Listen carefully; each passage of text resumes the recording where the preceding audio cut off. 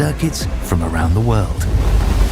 Go head-to-head against other drivers chosen by skill-based matchmaking to ensure competitive racing at every level. Compete across all your favorite series. In officially licensed cars, engineered to deliver the most accurate driving experience possible.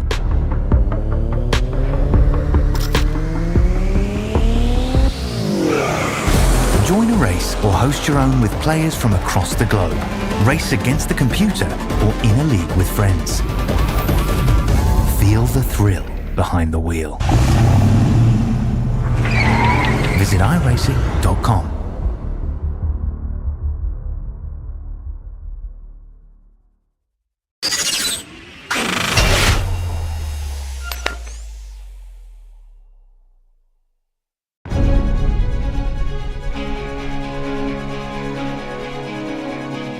Live from iRacing's virtual Charlotte Motor Speedway, we say good evening, sim racing fans, and welcome to the 2024 running of the iRacing Coke 600. Well, the iRacing special events calendar rolls on tonight for the longest race in stock car racing. And as always, happy that you're with us here on Race Spot TV and iRacing Live. Up inside in the broadcast booth alongside of myself, Evan Pasoko, joined by Derek Watson. Our producer downstairs is Dustin Allis. We welcome all of you to lock in and get comfortable for a long one here at America's home for racing. Derek, it is a long test of trials, tribulation, attrition, and so much more. Yeah, mental fortitude comes to mind, stamina, and endurance on the oval side all come to mind here. It's our version, basically like a 24-hour race. It's the closest we get to it at this beautiful, beautiful racing facility. Back in the day, in 1960, when this racetrack was opened by Bruton Smith and NASCAR driving legend Chris Turner with the intent of running the longest stock car race in history, the World 600. Now, of course, one of many oval NASCAR races that fall on the iRacing special events calendar. We've already gone racing with the Daytona 500, the Bristol 500 as well, later on in the stock car part of this special events calendar season. But it is also a part of the biggest week in motorsports, both here on the service, in real life as well, with the iRacing Indianapolis 500 not too far on the horizon as well. So the Coke 600 really extends beyond just these 600 miles that we'll see here tonight. Yeah, it's a beautiful month of racing across iRacing and in real life. So you see the schedule here, plenty of events available to sign up and to get involved in throughout the year. Right now, the qualifying session just drawing to a close. There are hundreds of drivers competing in the iRacing Coke 600 tonight. We're going to bring you live coverage of the top split for this 9 o'clock p.m. Eastern time start on this Friday evening. And again, happy that all of you are with us. If you've competed in the 600 earlier this week, intend to do so later, happy that you're part of one of the best events on the iRacing special events calendar all season long. Let's go trackside and take a look at your iRacing starting grid. And for the second time this year in NIS Open, it is the number 23 out of Carolina, Cody Terland, who's on pole position, and it is going to be Shane Davis alongside in second. The big names pop up with Seth the Merchant starting in the number 3 spot. Patrick Gitter going to be alongside at 4th. And back on row number 3, Paul Bergoli in 5th and Joseph in P6. Picking up a P7's Edward Shearer Jr. with Nicholas Vroman in that in 8th in that one car. Brandon Bikey in 9th with Clayton Hoffman in 10th. And then Alex Murray and Cabe McClinney round out your top 12. J.R. Borborema gets the lucky number 13 spot tonight. He'll be alongside Lucas Hoitzma in 14th. Trevor Baxter starts into P15. Joseph Galota will start in 16th with John Whitendorf in 17th and Jacob Schneider through your top 18. Picking up a P19, no relation, Joshua Watson with Matthew Long at P20. Derek Heitman and Matt Sassani, 21st and 22nd. Jonathan Oshland was 23rd and Brad Newman is 24th. James Holzer will start 25th, and it feels weird to say this, but former eNASCAR Coca-Cola iRacing Series driver and champion Michael Conti will roll from P26. He's already tried a shot at the 600 this week and is here to do it with us again. Miller Bonds will start 27th with Dan Shamoon in 28th position. Another NASCAR name and champion, Zach Novak, will start from 29th, and Matthew Bateby rounds out your top 30. Back to the field at the end of the field here. Dalton Collins 31st, Jose Salas in 32nd, Brandon Evans and Tanner Love 33rd and 34th, and then last but not least, Johnny Baldridge and Maggie McGuire round out your 36-car field. It's a look top to bottom at your iRacing starting grid. The top 28 cars decided to take a time in qualifying, so everybody from Novak in 29th position on back, opting to not qualify, start at the rear based on provisional seating, of course in accordance with everybody's iRated, which will determine the numbers for this field. So your number one ranked driver based on iRating, Nicholas Vroman, he'll be in the number one car, so on and so forth. We talk about this Charlotte Motor Speedway, 1.5 miles in length, 24 degrees of banking. Despite being one of the newer paved intermediate tracks on the NASCAR calendar, has a reputation for being a little bit bumpy at times. Close quarters, high speeds, quintessential NASCAR is what this racetrack is. Yeah, nice tight racing, long racing, and a race that's going to change with the weather and the day as this day goes on. There's a lot of racing ahead of us, a lot of strategy, and a lot of side-by-side racing.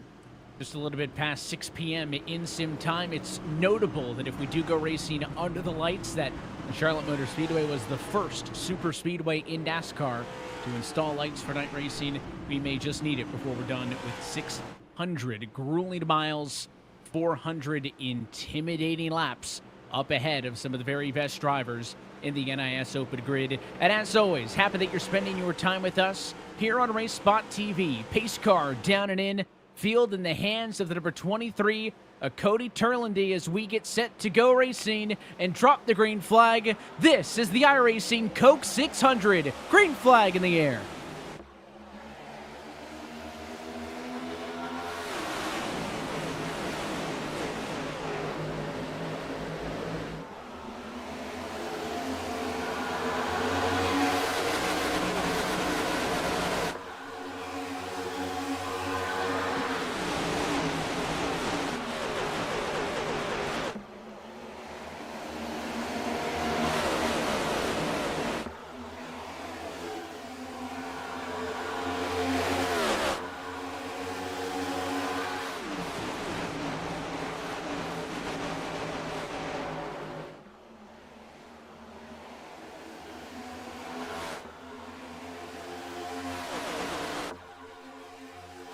Lap number one went in favor of the pole sitter, but now to the race lead goes the 12 of Patrick Gitter. Made a pass on the inside at 1 and 2. He'll lead off of 4, 3 wide in a battle for 4th. Look at them here. They're excited to go somewhere. They know it's a long race. You want to set yourself up with the best track position you can, so when it's time to sit back and ride, you're towards the front of the field. Now that 3 wide is back down to 2 wide.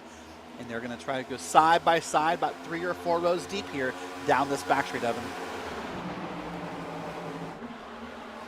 And the word attrition, not something new or uncommon to NASCAR racing. In fact, when you go to the short tracks, it's almost anticipated. But part of that is kind of attrition by will. You are taking yourself out by being in accidents, being aggressive. This is a bit of a different one. We are not going to finish this race with the 36 cars who have started it, and a lot of that's going to be unwilling participants, self-inflicted errors, big pileups, mistakes on pit road, blown strategy. It is going to be a little bit of everything, which is uncommon unless you're running these NIS races all the time and maybe running full-length races and some of the private stuff on the sim. This is an abnormal length. This is essentially 3 Coke Series races back to back to back with the distance that we're talking about. It is abnormal in modern-day eNASCAR and iRacing events where they seem to get shorter and shorter, and the long endurance oval races have turned into sprints. The 600 remains that true test of time. Yeah, it is a true test of time, and it's really, as in our opening, it's a test of mental fortitude. It's a test of your focus. Unlike the Daytona 500, where you often find yourself side by side with someone, you find yourself really battling. Here you find yourself fighting the lack of focus or fighting that frustration. But who's not fighting right now is that 18 of Hoffman. He is now up to the lead. Yeah, Hoffman made the move outside of turn 4. He'll go to the race lead. Already third different driver to lead a lap early in this 600. He has the lead. Cade McClenny has jumped up to the number 2 spot. Impressive stuff out of the 11 as he's already gained 10 positions. For Hoffman, it's +9, so some big movers for those first 2 cars marked in yellow. And with this being an open setup race, what that means is these drivers have definitely locked in for the beginning of this race. They have definitely found something they like. And look at that 4 car moving on the outside. He's found something he likes as well. That's a pretty impressive run out there for Novak, for Zach Novak, your current season Coca-Cola driver. We go on board with Novak as he rides on the outside of the racetrack. Remember, he opted to not take a time in the qualifying session. Started way back based on provisional in 29th spot. He has already passed 16 cars looking for more as he pulls in behind the number 20, the Edward Scherer Jr. machine. Looking to the inside, now down the back straightaway off to 3. Right on the left rear quarter panel he gets. A little bit tight there. No doubt that Novak, a lot of speed, has an opportunity to win this 600, but again has to fight through all that traffic after not taking a time in a queue. Just behind him, a couple of other familiar names. Mike Conti in the 5 car right behind him. So back-to-back, some big names in the NASCAR world right now, sitting 13th and 14th. Yeah, not the first time you've commented on those names, I'm sure, in the past couple of seasons. But I think these Coca-Cola drivers have a slight advantage in open setup races, Evan, because they already are used to putting in hours of practice to get a setup correct. And that's what this race comes down to, whether it being NIS Open tonight, is dialing in that setup, finding your comfort zone, finding what works, and knowing how to make those adjustments as the night goes on. Of course, Conti won an NASCAR championship back in 2014. Novak a little bit more recently, back in 2019. That championship was part of the Roush Fenway Racing team as we entered the modern era of NASCAR World Championship racing. And again, no surprise that those drivers are going to be in this conversation all night long. Eyes back up, though, towards kind of the front of the field. You'll notice Hoffman has checked out that 18 car with a big advantage, and he's pulled almost a second and a half clear of the battle we're watching now. The red and blue 12 topside of Patrick Gitter under fire. It is Brad Newman in the blue and teal 31 car to the inside. But what's happening here between Newman, Gitter, Brigoli, and others back is as they race side by side, Evan, they're really cutting each other's lines. They're cutting their top speeds. They're cutting their preferred lines. They're cutting that momentum. And that only allows your leader to really get further out ahead of them. So they need to get single file here. And if you're going to make a pass, you need to make it. You need to get up under someone and get it done and get back in line, or you're going to lose more time to the leader.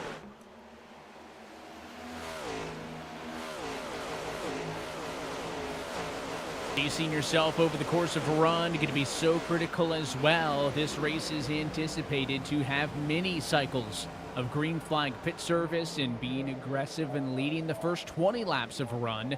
Not likely a strategy that has you in the lead, say 40, 50, 60 laps into a run when it's time to actually come down to the pit lane. So pacing yourself and not tearing up your equipment going to be awfully critical as well, as Hoffman's lead has already shrunk from 1.5 seconds to basically 1 flat, with Brad Newman having been able to get around Gitter, Brigoli as well, moving the 21 car up into the number 3 spot. It's the highest we've seen Brigoli so far early in this one.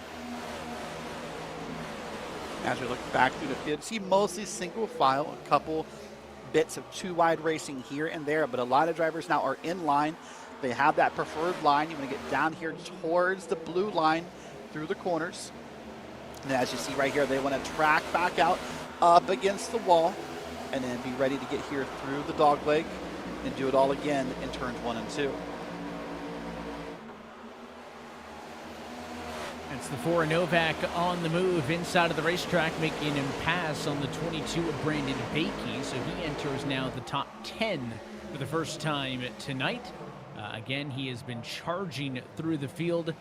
Novak did not take a time in practice, but again, it doesn't take an educated guess to know that Novak's probably got a decent bit of speed and should be considered a threat to win this race just as anybody else. Hoffman's been up front more than anybody else tonight. He's settled in quite comfortably, but again, that gap continues to trickle down. You see it on the scoring pylon left of your screen, at 0.6 of a second. That's likely to be a battle for the lead in no time at all. Back here, meanwhile, Matthew Bateby in a 14th position, top side of the racetrack, making a pass on the 5 of Michael Conti. All of this in a battle for 13th, and he wants a 2-for-1 special. Going to the outside of the 20 car, it's Edward Scherer Jr. to the inside. Yeah, here we are, 16 laps in, all green. So I would start to think in the next 10 laps or so, Evan, it'll become evident to us who set up their cars for short runs, who set up their cars for long runs, who burnt up some tires getting the spots that they're in. It'll all sort of start to wash itself out by natural selection, if you will, as this race goes on. It'll become evident in about 10 laps. You can already see as well as we get into the late afternoon conditions, 1 and 2 almost completely covered in shadows from the grandstand just on the entry. It's going to be warm through the center of 1 and 2 and certainly off, and then you head down the back straightaway. You'll see the same kind of effect when they get off and into the banking down towards turns 3 to 4. Later in the night we go, those shadows will be cast by the grandstands as the sun starts to dip behind the front stretch and a little bit of shade up against the top side. We're going to literally watch that as the time of day in sim progresses, creep further and further down, and that will have an effect on A, the track conditions, and then also B, because of that, the handling of all of these race cars. But slowly starting to settle things in, a little bit of 2x2 here, there, maybe 2 or 3 battles throughout the field, but a majority of the drivers have settled into the current position in which they run and aren't pushing it too aggressively. I say that as we watch this battle for third, where Patrick Gitter is under fire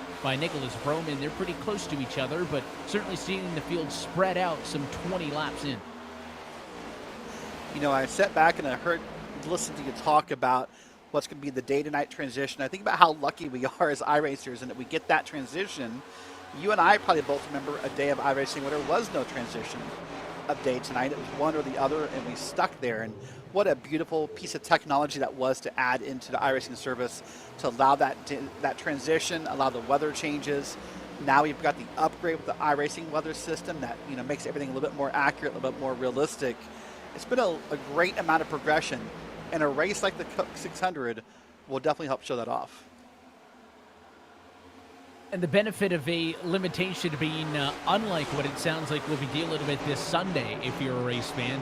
No rain is a concern for the oval race here on the sim, but that new iRacing weather system not only makes some changes and improvements to how specific you can get if you want to set up a session on the sim with weather changes. Do you want it to be forecasted weather? You can actually set a preset weather change in whatever conditions you want throughout. That includes rain. For the oval, or for the road races, I should say, would not affect what we're doing here on the oval, and that's thankful. Back here in the teens, we got a lot going on in the battle. Down off to turn number 3, first bit of side-by-side there with the 6 of Matthew Bateby and the 20 Edward Scherer Juniors for 11th and 12th spot. And that 20 car, the all-black 20, top side makes the move, clears the 6, so he'll take that spot away. Bateby a couple of setbacks, but he's still a net positive of 18 from the get-go, so he very clearly pushed early. Wonder if he's paying the price a little bit for that now, because there goes the 3 of Jacob Schneider to the outside of the racetrack. Here comes the 5 of Conti, so I think this car's kind of getting teamed up on the last couple of trips around. Yeah, it does look that way. Conti's trying to power the outside and at least stick up there and stay relevant in that battle, and in fact, he won to, and maybe even make the pass right there on the outside. That is an impressive thing to do when there was that many cars behind him, possibly threatening to run the low line. So Conti's made the pass here. Now we got some 2-wide racing, close to 3-wide racing on back behind him. A little bit loose that time off of the corner as well for the 6 of Bateby. Loosen it up. The 32 got to the outside. You're looking at Bakey topside as well. So that's the 32 chasing the 33 on the outside line. They're all trying to find a way around that 6 of Matthew Bateby. It was no more than 5 laps ago or so that he was running as high as P11, and now as the 22 looks to his outside, he could have slipped as far as P17. So Bateby really struggling, tight that time off of the corner even, squeezed the 22 up a bit, so that's going to be an ongoing issue. The 6 pinned to the bottom, and everybody who's making moves have been doing it on the outside line.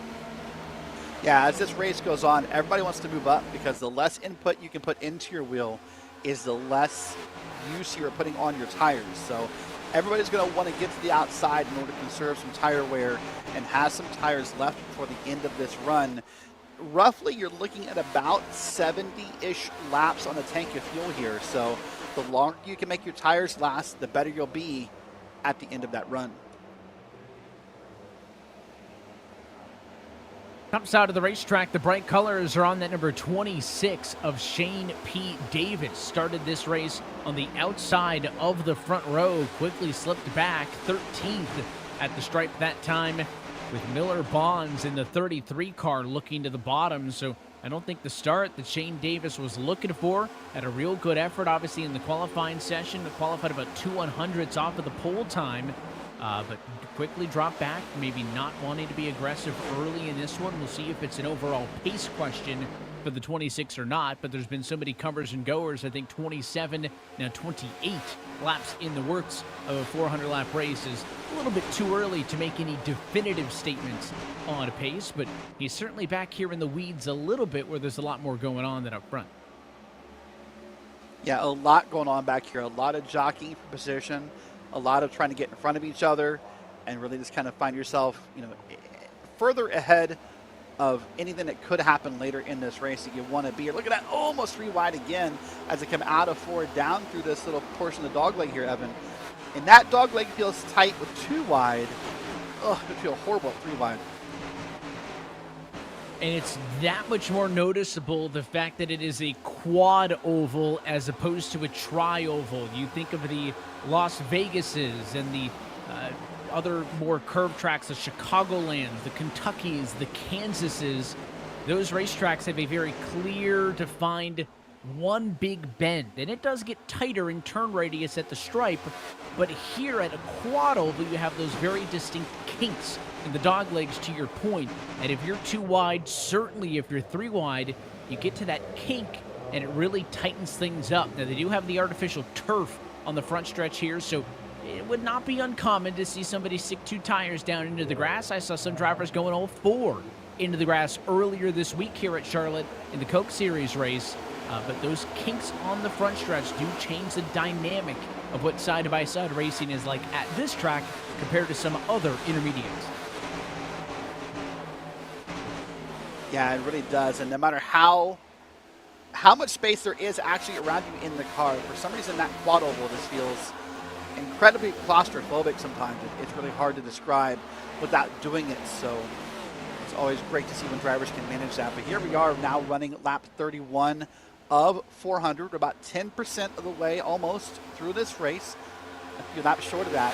And Hoffman has still got a great lead here over the rest of the field. Still almost a full second on his competitors.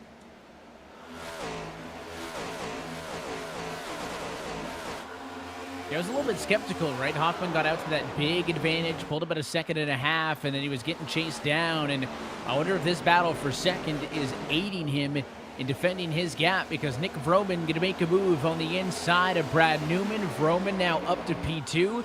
It is the highest we have seen that #1 Ford Mustang Dark Horse in this race tonight. Newman falls back down to the clutches of Patrick Gitter. A little bit too tight for the 12 on the inside. 31's going to be able to shake him off, defend P3 on the exit that time. But now let's see, Newman, Gitter, Vroman, they were kind of distracting themselves with one another. Now that Vroman's clear and is in some clean air, and keep an eye on his intervals. Let's see, can that one chase Hoffman back down, or does Hoffman settle back in again? He's led the last 28, now 29 laps consecutively. It has been a great start for the 18 car, and here is attempt number 2 for Gitter, this time on the outside of the 31 of Newman.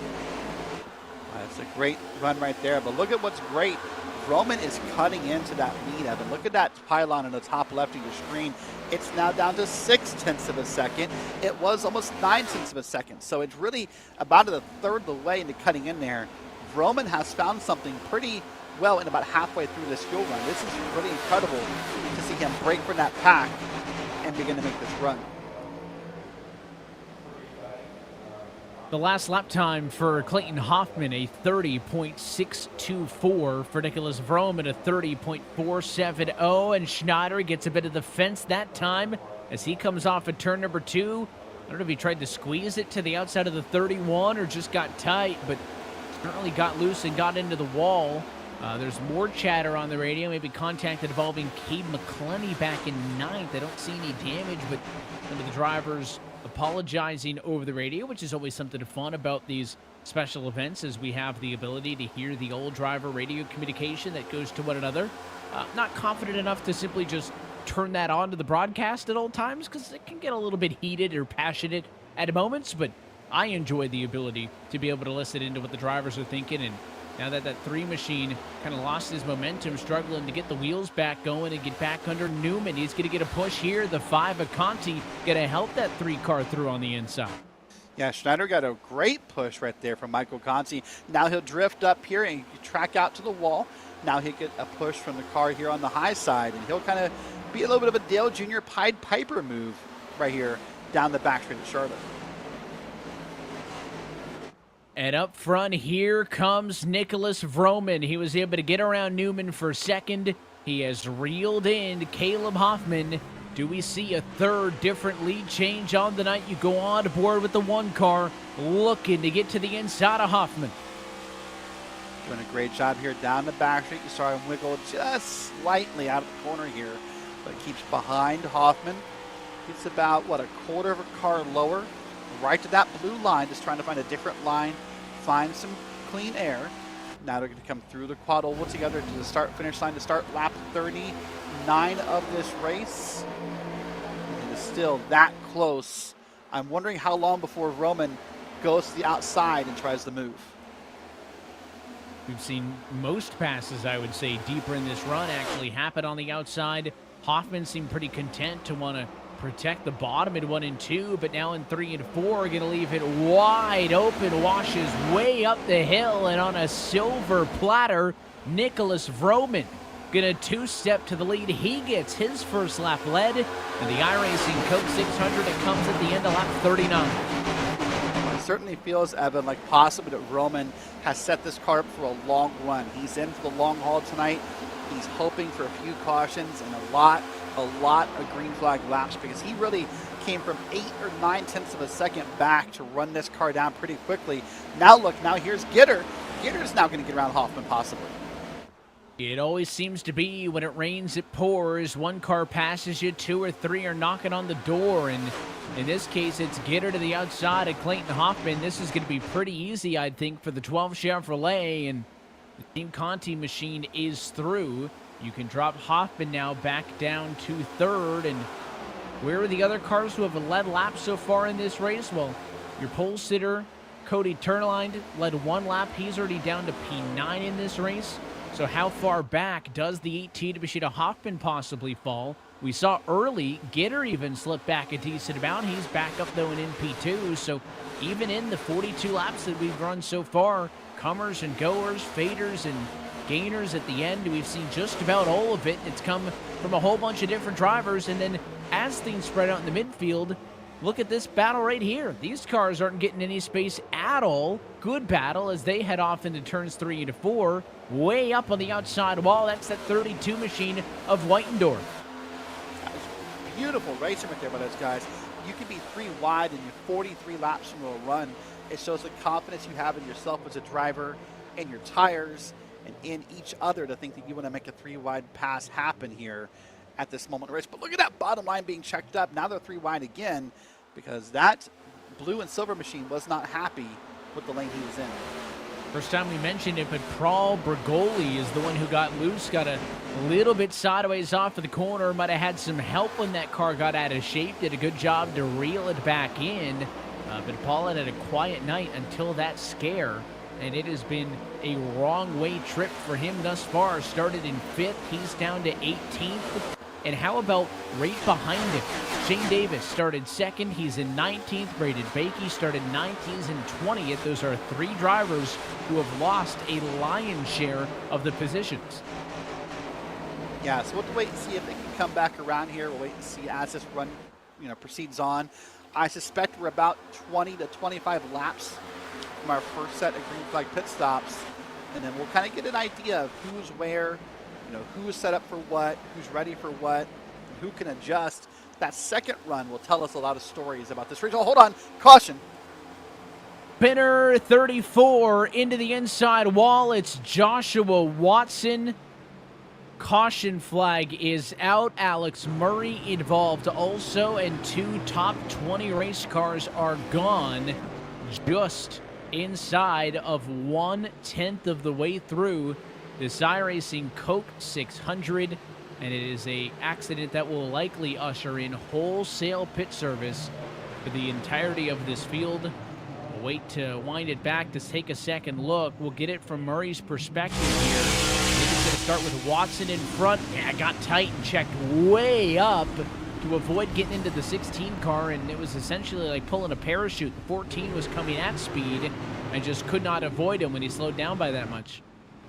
Yeah, that was just impossible for the 14 to have time to really check up enough for that. You saw the 34 maybe even just having a hard time handling the car and out of the gas. But, well, that whole talk I just gave you, Evan, about pit stops and planning and who was going to go where, it's sort of out the window for now because everybody's down pit road. It is going to be wholesale service down pit road. Expect pretty uniform decisions as well for tires and fuel. Yellow flag pit stops, very different than those under green.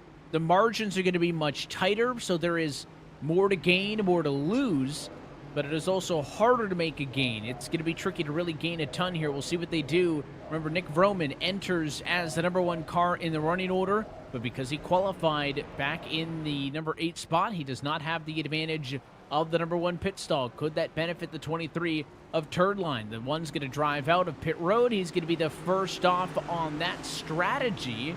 You did see Johnny Baldridge drive through ahead of time, but that was not a successful trip down pit road. 35 car missed the box, so we will see Baldridge back down next time, and that'll essentially be an EOL for him because he'll drop all the way to the rear, and it will keep the field in the hands of the one of Roman. All right, so let's watch this replay again. I want to see this wreck here one more time if we can from this angle. Yep. This, man, that closing speed between the 34 and the 14, Evan, is just that fast, right? There's no reaction time there as much as the 14 wants to, and luckily both drivers are going to drive away from it. The 14, I believe, came out, quote-unquote, the loser as far as the damage on that car is concerned, but unfortunate way to have our first yellow of the night. Long race. You do not want to be tearing stuff up. I'll make sure I get this number right. With 353 laps to go. Not what anybody wants. And again, I don't necessarily think that incident did come out of anybody driving over their head, but it just goes to show, you talk about kind of the mental wherewithal that you need and that kind of challenge to just be on at all times. That's all it takes. Split second, car in front of you needs to lift because it gets tight. If you're a little bit tunnel visioned for 2 or 3 seconds, that is too late. I mean, that is the kind of mental strength that it takes to compete in a 600-mile race, is you have to be on at all times because stuff can develop just like that. And the other challenge to it, too, is this is a special event. It's the Coke 600. We know the history of it. We know we've all seen it on TV in real life.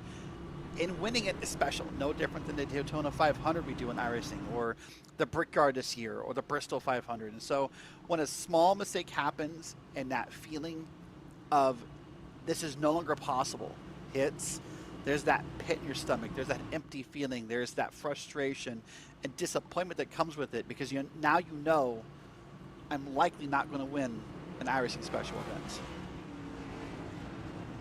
There's always the benefit, I suppose, that you can try it again later in the weekend. Again, I know Mike Conti hasn't run the 600 in nearly a decade, I think he said on Twitter earlier in the week, and did not have success earlier this weekend running it. But when in doubt, you can try it again. Everybody wants to be an iRacing Coke 600 winner. Pace car down at infield in the hands of Nicholas Vroman. Green flag back in the air.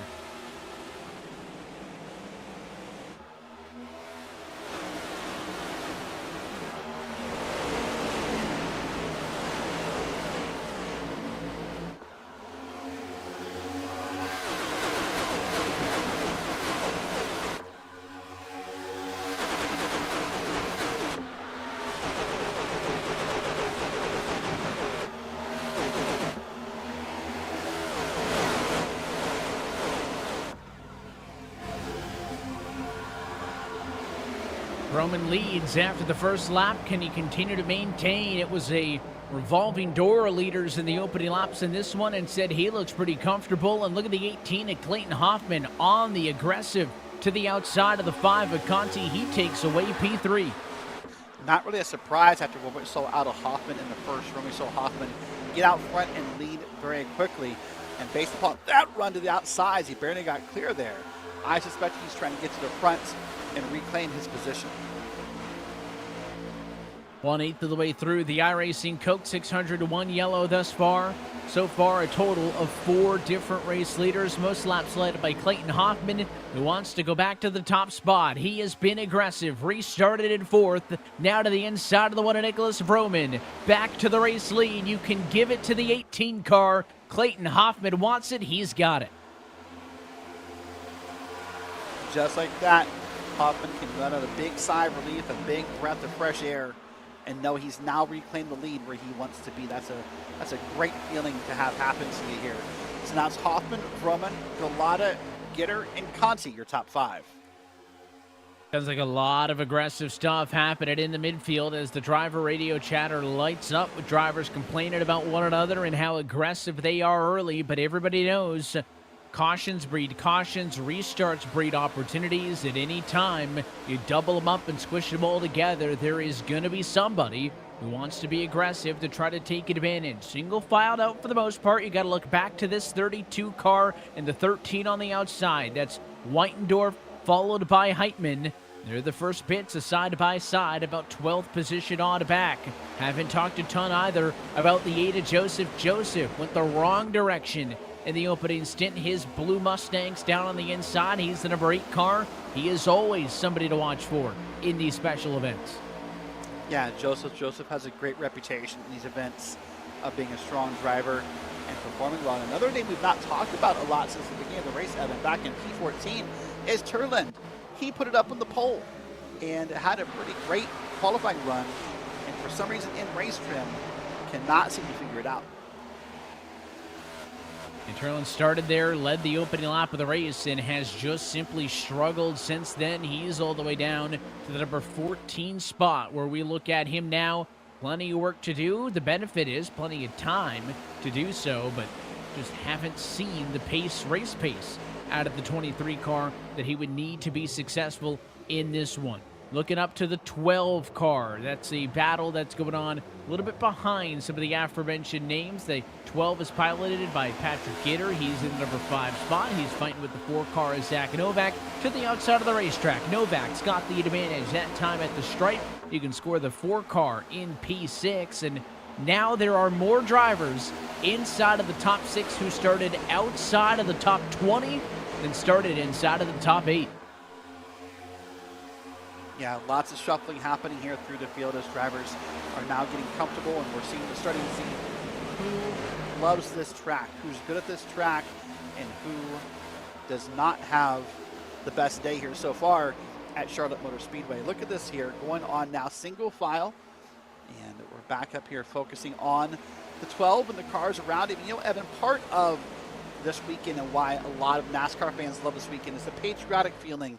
It always happens on Memorial Day. And look at the 12, just one of a few patriotic paint schemes that's out here racing tonight, showing up the red, white, and blue, and helping honor our service members, either current or past. The Memorial Day weekend always brings out the patriotic paints. Even behind, you see a nice red, white, and blue paint scheme on the number 13 machine. That is Derek Heitman in the Team Conti Chevrolet. So always nice to see the stars and stripes on a Memorial Day weekend here at the Charlotte Motor Speedway. That applies in tradition to here on the sim as well. Again, that is the 5 of Conti in P4 after starting back in 26th spot. He and Newman have kind of followed each other through the field. They started 24, 26 respectively.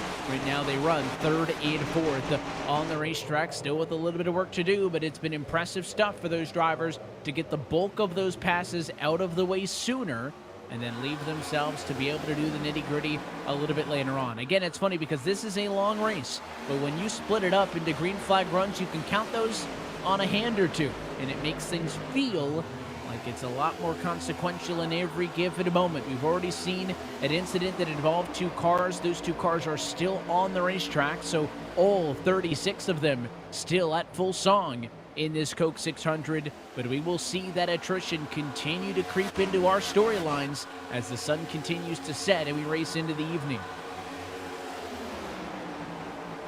You know, something you said that really stuck out to me was that drivers count this race by the number of green flag runs. And I think every driver has their own way that they count off the time in a race, whether it be lap count. Some drivers count off green flag runs. Some drivers, if you're a mather, maybe go, hey, we're 40 laps in, we're 10% done.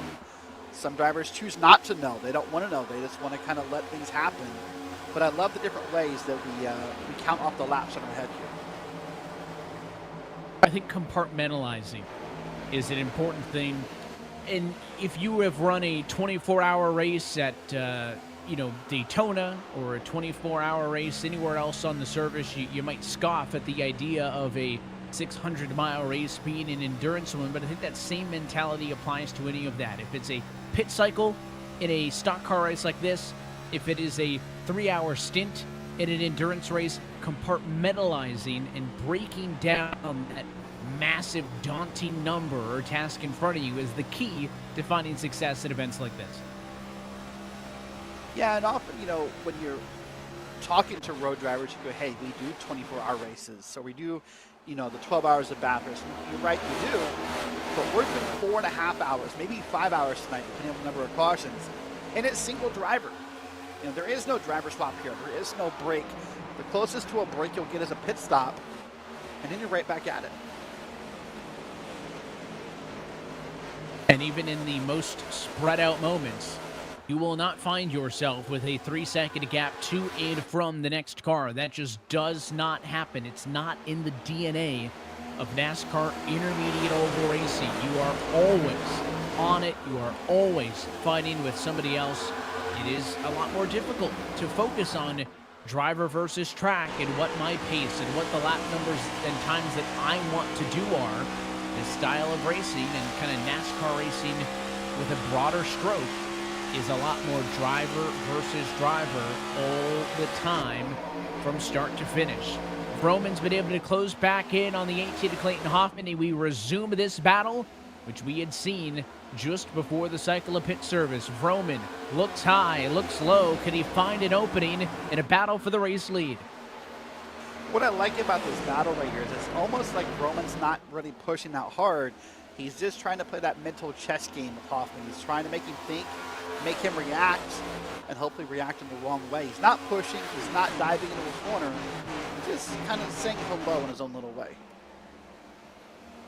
I was already asking some of the folks on our live stream chat as well who they're rooting for tonight. I do find it interesting. Some drivers as well have said they're going to be running the 600 tomorrow morning. Again, like we said, plenty of opportunities to do this weekend. They're watching tonight's top split to get some pointers to see how this race goes tonight so they know what they can maybe expect when they run it tomorrow morning. Dead heat that time at the stripe. Advantage, though, to Vroman. The one car gets his nose back in front and stuck on the bottom. Going to be awfully tricky for Hoffman to do much else but watch them drive on by. Vroman to the lead. Newman to second. 31, though, not satisfied. He'll go down to the inside of the one car. It's another battle for the top spot. That one, though, top side's going to have the momentum. Going to use those 24 degrees of banking to his advantage and play defense. Yeah, great run right here by Newman. Great run now side by side through 1 and 2. Close to contact. Don't think there was any. But look at Newman here. Now got a bit of a draft from behind. There's a word we don't talk about at Charlotte very often. The draft. But it is prevalent. Speeds in upwards of 187. I saw 188 miles an hour that time into turn number 3 at these speeds. That draft will be a factor. It's going to kick in a little bit when you get down to the end of those long straightaways. And look at these 3 up front. Throw them under a blanket, but might need a bigger one because I could go 4, 5, 6 cars. Where do you put the line? There isn't anybody with about 1/10 of a second of an advantage or a gap until you get down to the high 30s when drivers are really starting to fall off. It is thoroughly competitive.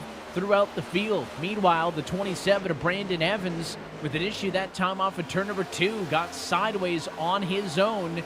Saved that race car, used the very thin, I'll add, back straightaway apron to recover that car. There is not a lot of real estate to catch a machine, but Evans did a good job of catching it, and he's able to blend it back up and onto the racing line. You see that car still a little evil. It kind of snapped up the hill on him there. The 22 of Brandon Bakey going to come on by. That will, in the end, cost the 27 of Evans at least 2 positions, as he slides back to 26th at the start-finish line this time. The 11, Cade McClenney, was able to make a pass on him the last time through. So again, it doesn't matter if you're at the top, if you're at the bottom, everybody nipping at somebody's heels, and there's a fight going on everywhere you look on this racetrack as we inch towards our first big milestone on the night, looking towards lap number 100. We would get there within this fuel window. Again, the just joining us, only cycle of pit service thus far happened under the yellow flag. That happened about 25 laps ago, just shy of the 50 lap marker. So we have yet to see green flag pit service play a factor in this race.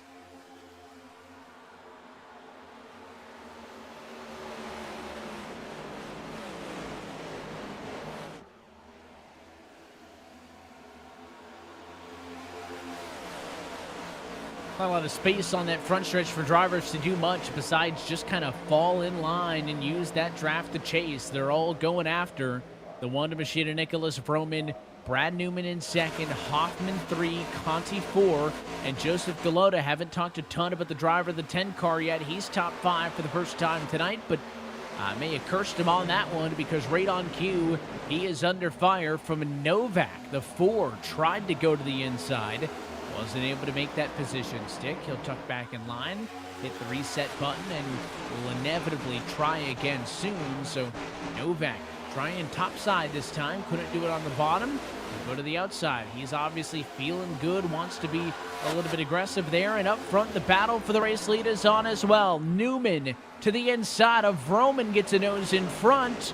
But the one car was already able to shake this off top side. They touched that time on the exit at turn 4. I think it's going to be difficult for Brad Newman to clear the one car on the bottom. Vroman's going to be able to carry the speed, center of the corner off, use the banking to his advantage. You look off of the driver's side door of your leader, and again, Newman just keeps pushing up. That car too tight on the bottom, and the one car stays in front again, and Newman, instead of gaining a spot, is going to lose one, because the 10, Joseph Galata, snicks on through, and he now takes over P2.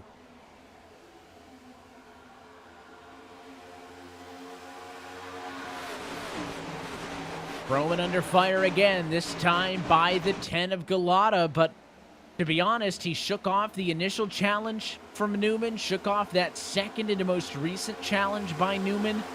I don't think the 1 is all that stressed if you're on the inside. Now, he'd certainly prefer to be single file, run away, and leave. There's no doubt about that, but that's 0 for 3, basically, for cars trying the inside. He feels like if he pinches maybe a little bit, that later in this run, we've got 30 laps on the tires now. The cars are going to start to get a little bit tight. It's going to make their life difficult. Curious if Roman actually actively starts to block the outside, but the drivers only have the bottom to get there. Look at the 10 car Galata there. Did not throw it into the corner. Almost tried to sneak up above the 1. I think Roman's objective here is to simply stay on the outside. The bottom, it's open season. Top side, the 1's going to do everything he can to make sure somebody can't get alongside him. And look at Joseph Galata now on the fence in 1 and 2.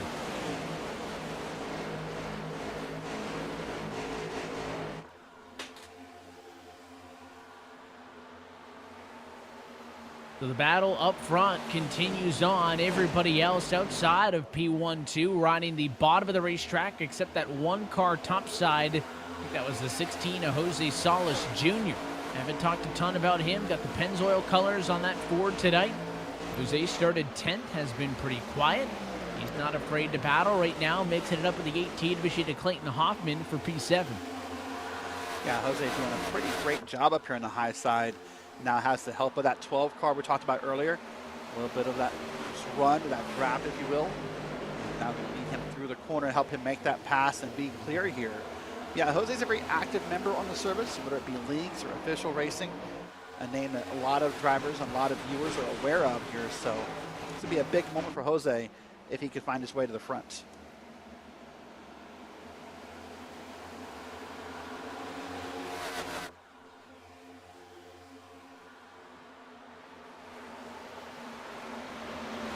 Just saw quickly on the leaderboard that Brandon Evans had come to pit road. He's going to be the first driver to fall off of the lead lap in this race. The 27, again, was nearly involved in a self-spin a little bit ago and had been struggling. Curious if he cooked those tires. He's back onto the racetrack again. We continue on, and almost 3 wide for the moment. The 10 car has been able to get to the outside of Roman. Spent so much time talking about how the 1 did not want to allow this to happen. He wanted to stay on the outside to play defense, and now he's going to have to drive back on the inside. Another good defense for Vroman, but it is a 3-way battle because Novak's on the scene as well. Here comes Zach Novak. But watch that 10 car. The last time through this corner, Evan, out of 2, he was as loose could be. We could see the car wiggling in the broadcast cameras. Maybe not as bad that time, but man, that was scary. 1 lap ago, they could have had really bad contact. Here they are again, now coming out of 3 and 4. It looks like they've got it all gathered back together. You can see Michael Conti here as the 1 car on the inside back in P4, trying to battle up here. And it's not uncommon to see a Michael Conti, Zach Novak battle. It's just we're used to seeing it on a different broadcast. Yeah, normally a Tuesday night kind of fight instead of a Friday night kind of fight, but nobody's going to complain seeing 2 of the very best to go at it and some of the top talent in this. So Galata thought he had finally got Vroman's number in the battle for the race lead. Instead, the 1 car shook him off, and now the 10, the 1 under fire, because there goes Zach Novak to P2, Conti through to P3. It is the highest we have seen those heavy hitters all race long.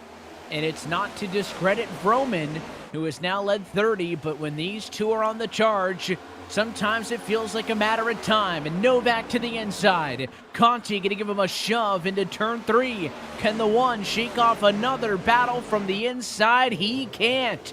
First time tonight, new race leader, it's Zach Novak. And doesn't it really show how great of a job these drivers do at preparing these races and setting up these cars? That's got to be at least the 5th or 6th different leader we've seen at the front of this pack tonight. Not done yet, though. Vroman right back down to the inside. He made so many cars struggle on that very bottom that now he is forced to try to make work. Novak a little bit loose that time on exit. Got real close to the fence, but carried the speed well enough to defend for the race lead, and Conti follows through from P2, no worries. But here's where it gets interesting. In the corner, Novak on the bottom, Conti on the outside, going to try to wind it up. Does he look to the inside? No, he'll just plant it square in the back bumper of Zach Novak in front of him. Again, you are looking at 2 eNASCAR championships, dozens of race wins between these 2, fighting for first and second early in this iRacing Coke 600. And boy, don't we take it for granted when we get to watch this. It's 2 of the very best at what they do, battling it out. Even that moment right there, as you said, that's top lane and the bottom lane coming together and how they just lined it up perfectly. No contact, just a lot of good, clean, close racing. Well, here we are back in the field. This is now 3rd and 4th, 5th, 6th, and 7th in your screen. That's Vroman, Galata, DeMerchant, Newman, Jose Salas, and others trying to battle here. So as Novak and Conti are battling, they're going to make this easier for Vroman and his other crowd to get up here and get involved. But Conti now to the front. Conti now wants to lead a lap. He wants that distinction. He wants to put his name on the board as a lap leader in the Coke 600.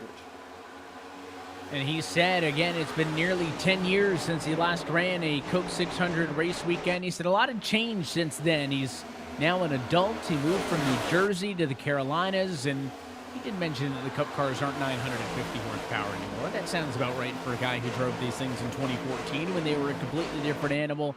But him and Novak side by side combined for 2 eNASCAR championships, 21 career NASCAR Coca-Cola iRacing Series wins between the two of them. But at least for the moment, Conti besting Novak. It's the first time the 5 has led laps tonight. We'll keep an eye to see if anything else evolves from that one as you jump back a little bit to the kind of tail end of this lead pack that I'd call about 8 or 9 cars deep. And inside is the 33 machine back there. A Miller Bonds, he and the 13 side by side, back up front, going at it again for P2. Novak under fire. Here comes Seth the Merchant onto the scene. Yeah, if you're a Team Conti fan, you're loving this right now because Novak, the Merchant, and Vroman are fighting hard and helping Conti increase that gap right there. So if you are Team Conti, you are stoked about this. But look at this battle right here. There's lots of cars involved. We turn another lap here. Lap 90, lap 91 now. We're almost 25% done with this race at the Coke 600. It's a great run, a great night of racing, and they are making the best of this. And don't talk to me about 25% because that sounds awfully optimistic. It's always the middle 50 that really starts to drag. You start with a fresh wind and it applies to the drivers, and then it's kind of the dog days of the mid-race that you got to get through, that you got to push through, and then once you get maybe to the final 100, then you talk about a bit of a second wind and you're 1 or 2 pit stops away from the home stretch. It all becomes a little bit clearer from that point, but just looking at intervals, Conti pulling away up at the front of the field. Watching this battle with the 12, or I should say the 2 machine and Company. Even further back, though, the 12 with Gitter and Company in the battle. So plenty of stuff going on throughout the field. We've had a total, though, now of 6 different drivers to lead a lap in this race. And again, just shy a quarter distance marker. That's pretty good, I'd say, for the competitive sakes. As up on the outside wall there is the 16, Jose Solis Jr., started 32nd based on provisional. He's up to P5. He is tied for the biggest mover at plus 27 spots. He's tied with Zach Novak, who started 29th but rides in P2. That's an impressive number. I think you're up 27, you're up 29. Look at the numbers here on your screen. Both Conti and Novak up 20 plus. You said Salas up there. Newman's up 17. And then, unfortunately, we have those down numbers as well. I think the biggest one I see on the screen is Murray, negative 22. Shearer, negative 9. So with every positive, there's a negative. What's that we learned in school? Something about every positive interaction, there's a negative thereafter. Something like that. Yeah, equal and opposite reaction or something That's like that. what I'm looking for. Yeah, that's the feeling, yeah. That's all I can offer. So I'm glad that I was able to pull that one out, because phrases often get me sometimes. But again, looking at this group here, this is all just inside of the top 10. Bunch of big names in here, drivers that have led laps and Gitter. I'm interested to see what Clayton Hoffman's going to do. He led 49 laps. That still stands the test of time as the most laps led tonight, but this has not been a good run for the 18 car of Hoffman. He has slid all the way down now with that pass all the way to P11, still dropping. It's been rough for the 18 machine. Well, what I find interesting here for Clayton Hoffman here in that 18 machine, if we could look at the track conditions, I feel like it's gotten a little warmer since the race started, Evan, which is not the prediction I would have made for you. Here we are, 85 degrees Fahrenheit. I feel like we started around, around 81 or 82. So I wonder if these higher numbers are contributing somehow to maybe this a tougher race car to drive. Yeah, it's something to keep in mind and watch as the race goes on. Again, those track temps always going to be higher than what the atmospheric temp is. Right now, it's about a 10-degree difference. It's also going to change the handling when that sun goes completely away and it actually cools things down. Racetrack's going to get faster at that point, but it is not just when the sun sets is to do so, but it is certainly when the shadows start to creep over and the sun gets low and those overall track conditions come down is when you will see those track conditions change. And again, we're going to see it change a lot over the course of this race. On board with the driver of the 24, that's Matthew Long out of Georgia, started in 20th. He's P12. Haven't really touched much on him tonight, but he's putting a good race together, up 8 spots. Yeah, great drive here. Sometimes a nice quiet drive is what you want to have in a race like this. Not every moment needs to be exciting. Not every moment needs to be drama-filled. Sometimes that comfort and calm of knowing you're making slow progress is just as successful as being involved in every battle. And the key is to pick and choose when those battles come, when it's worth it, and when it's not. Look at this 4-car battle, looking like the Thunderbirds as they come off of turn number 2.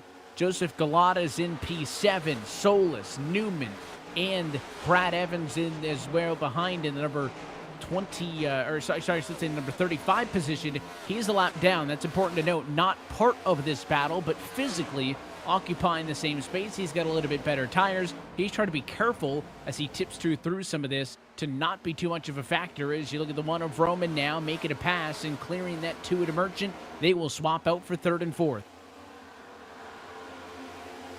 Here's that battle side by side down the back straight.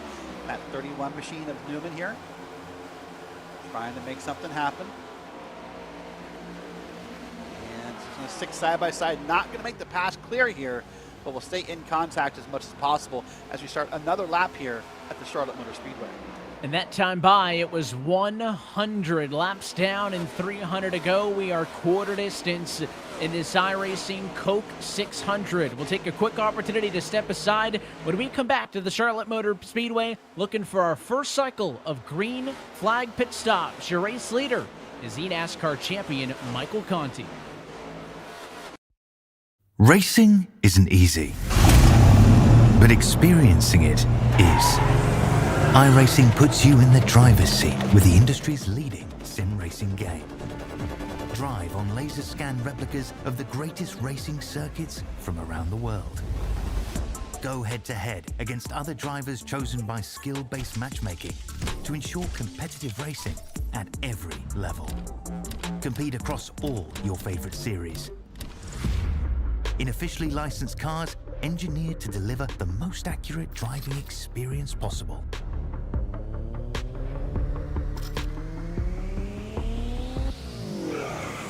Join a race or host your own with players from across the globe.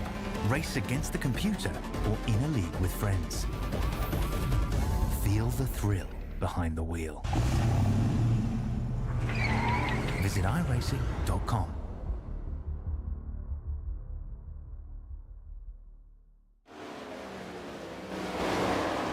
And back live at iRacing's virtual Charlotte Motor Speedway. We are quarter distance through this 2024 running of the iRacing Coke 600, awaiting our first cycle of green flag pit stops, but let's go down inside the action for some Race Spot TV fan immersion.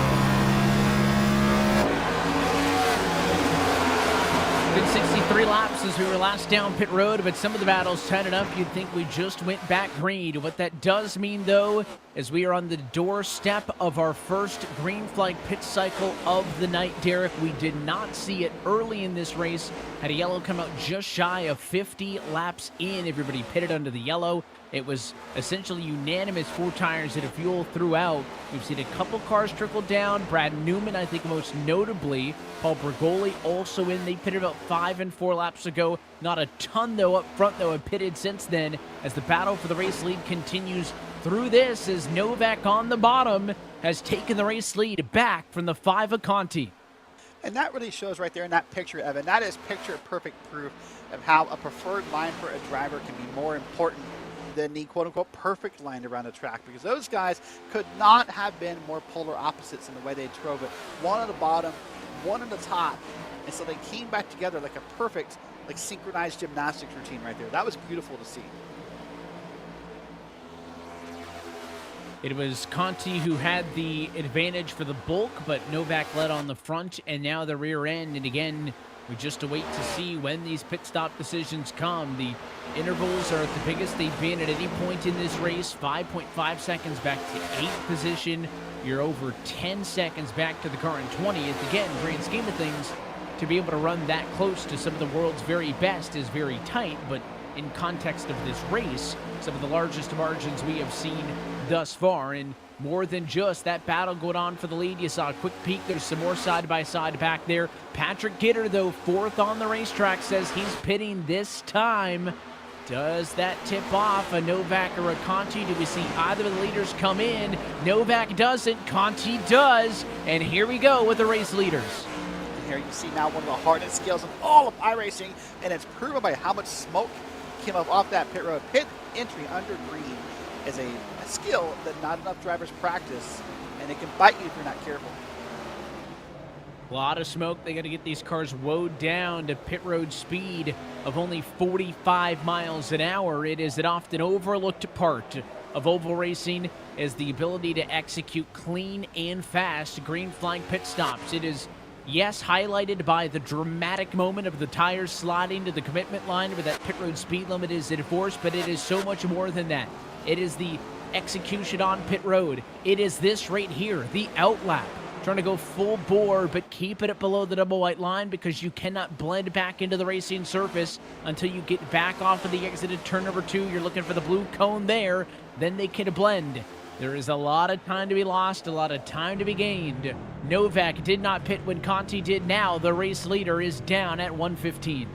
So I want to make a note here on that graphic we saw a second ago for Conti, Evan. That was a 15.1 second pit stop. That's a little long for these next-gen NASCAR machines. So later in this cycle is done, if we see Conti back a little bit in the field, it could be due to that 15.1 second mark there on that time. We'll take a look at a couple other pit stop times and see how it lines up. But typically anything above a 14 feels a little long. And 22 nearly fenced it that time off at the turn. That was Brandon Bakey, excuse me, who got a little bit tight up on the outside wall. Might have gotten spooked by a lapped car on the apron and kind of unwinded the wheel a little bit early, but he certainly got a piece of it. Again, no incident. We continue on. And now the tricky part is, how long does this pit cycle go? And if you pit early, in theory, you're going to get the better tires sooner. You're going to be able to get the net gain right away. But a lot of these drivers fall a lap down early in the cycle, and that is a precarious position to be in when, of course, you have yet to complete pit service because it can trap you. Turn line down pit road. Shane Davis down pit road. Looks like Brandon Bakey also going to come in from the number 1 position. And just like that, everybody who had been out there on that long run has completed their pit service. Now, there's a couple of weird ones. Brandon Evans, for example, pitted 37 laps ago. I highlighted the fact that he came to pit road. He's a little bit off cycle compared to everybody else, but with Bakey coming in, it's going to hand things back off to the 5 of Michael Conti right here, who is going to pass the stationary Bakey car on pit road. Conti goes back to the race lead, and in a blink of an eye, everybody back on the lead lap, and Conti's advantage now swapped out 0.3 over Demergent when he was originally in a battle with Novak. So there's those pit stop times. Look at him a couple above 14. Look at Zach Novak at 15.7. Gitter a 16.0. And then you got some fast ones. There's Bergoli with a 14.6, a 14.1 for Newman. Those minuscule amounts of time on pit road can amount to really massive bits of time on the track under these flags. So that'll help shake this field up a little bit for these different pit stop times. And we'll monitor those all night long, because pit stops, entries, exits, and pit boxes can win and lose you in an endurance race like this. And the second half of that stat is time on pit road, right? So that can indicate how good your entry was, if you locked it up and slowed down too much, or if you got it right on the number. Newman, for example, 36.8 seconds on the pit lane. That includes the time in the box. For Novak, it was a 38.1. You got to go down to see Gitter with a 38.3, and that's it in the top 15 for cars who spent more than 38 seconds on the pit road. So slow total pit road time for those two, especially Novak, is why he goes from being P2 to P4. Yeah, so he'll have to now try to make that up here on track, or at least be prepared for the next pit stop to find a way to balance what he did the first time, because he doesn't want to have that issue all night long. Here's the battle for P8, P9. Jose Salas and Paul Bergoli battling here pretty hard. That's Jose up there in that bright yellow and red Pennzoil machine, doing his best here to keep Bergoli behind him. And it's easy to do right now. You talked about that difference in pitting, Evan. Bergoli already pitted 10 laps ago. Look at the difference those 10 laps make on the tire run. It's so hard when you're behind on a strategy of tires, when you're letting people by. It's just, you see it happening. There's nothing you can do about it. You just have to watch it happen. It's like opening a present on Christmas and then watching someone else open what you wanted to get instead. It's so frustrating, so hard, so difficult when someone's on newer tires. And Paul Bergoli was in 25th position before the pit cycle. But because he pitted sooner, he got fresh tires, he was running significantly better lap times than all the cars out there. It is no wonder that by the time everybody else pitted, he had spent those 10 laps on the better tires, making up time. He gained a ton of spots.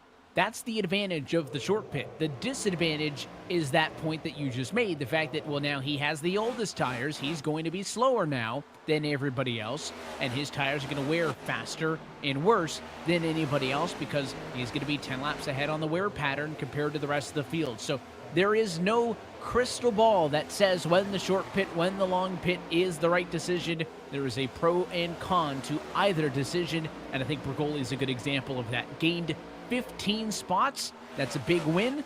Now the question is, at the end of this run, is it a net win? Does he end up better or worse than that P25 that he was in before? That's the only way you could indicate if it was a good decision or not. Yeah, so we'll wait and see. This is a long run. We'll wait and see how it comes out. And sometimes you make that call yourself. Sometimes you have friends or spotters or chiefs in the race with you who are helping you make that call so you don't have to. And you're right, it's a lose-lose call because you never know how many what-ifs could get in the way of a decision about when to pick your car. And as mentioned, it's a long race, not only for the drivers on track, us up in the booth, but also all of you joining us on the iRacing Esports Network for this special presentation of Race Spot TV. So we appreciate all of you being here with us, Dustin. And we got a chat as well, Derek, for you from the chat watching live on the iRacing Twitch channel from Daneman asking, how important is it really to be P1 100 laps in to a 400-lap race? It's about building the confidence. It's about building that moment of knowing you can do it, right? Obviously, it's 400 laps. You didn't win it on lap 101. You're not going to win it on lap 126 where we are currently. But what you're doing is you're building confidence for yourself and saying, hey, I can lead this race. I can win this race. Let me get out front. Let me stay away from whatever calamity may happen behind me. And I'm feel good about what I'm doing. Now I don't have to stress out about catching people. I don't have to stress out about the traffic around me. It's my race. If you want it, you have to come get it. Catching me and passing me can be two different problems.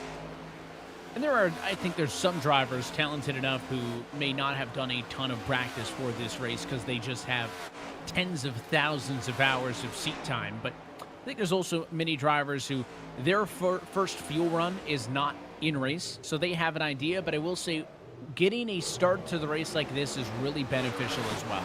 You get a long run with yellow flag pit service, so you go through the restart procedure. You know what your car has, short run, and everybody's on the same thing. But also the ability to go through a green flag stretch is like a big R&D session, right? How happy am I with how aggressive I pushed early?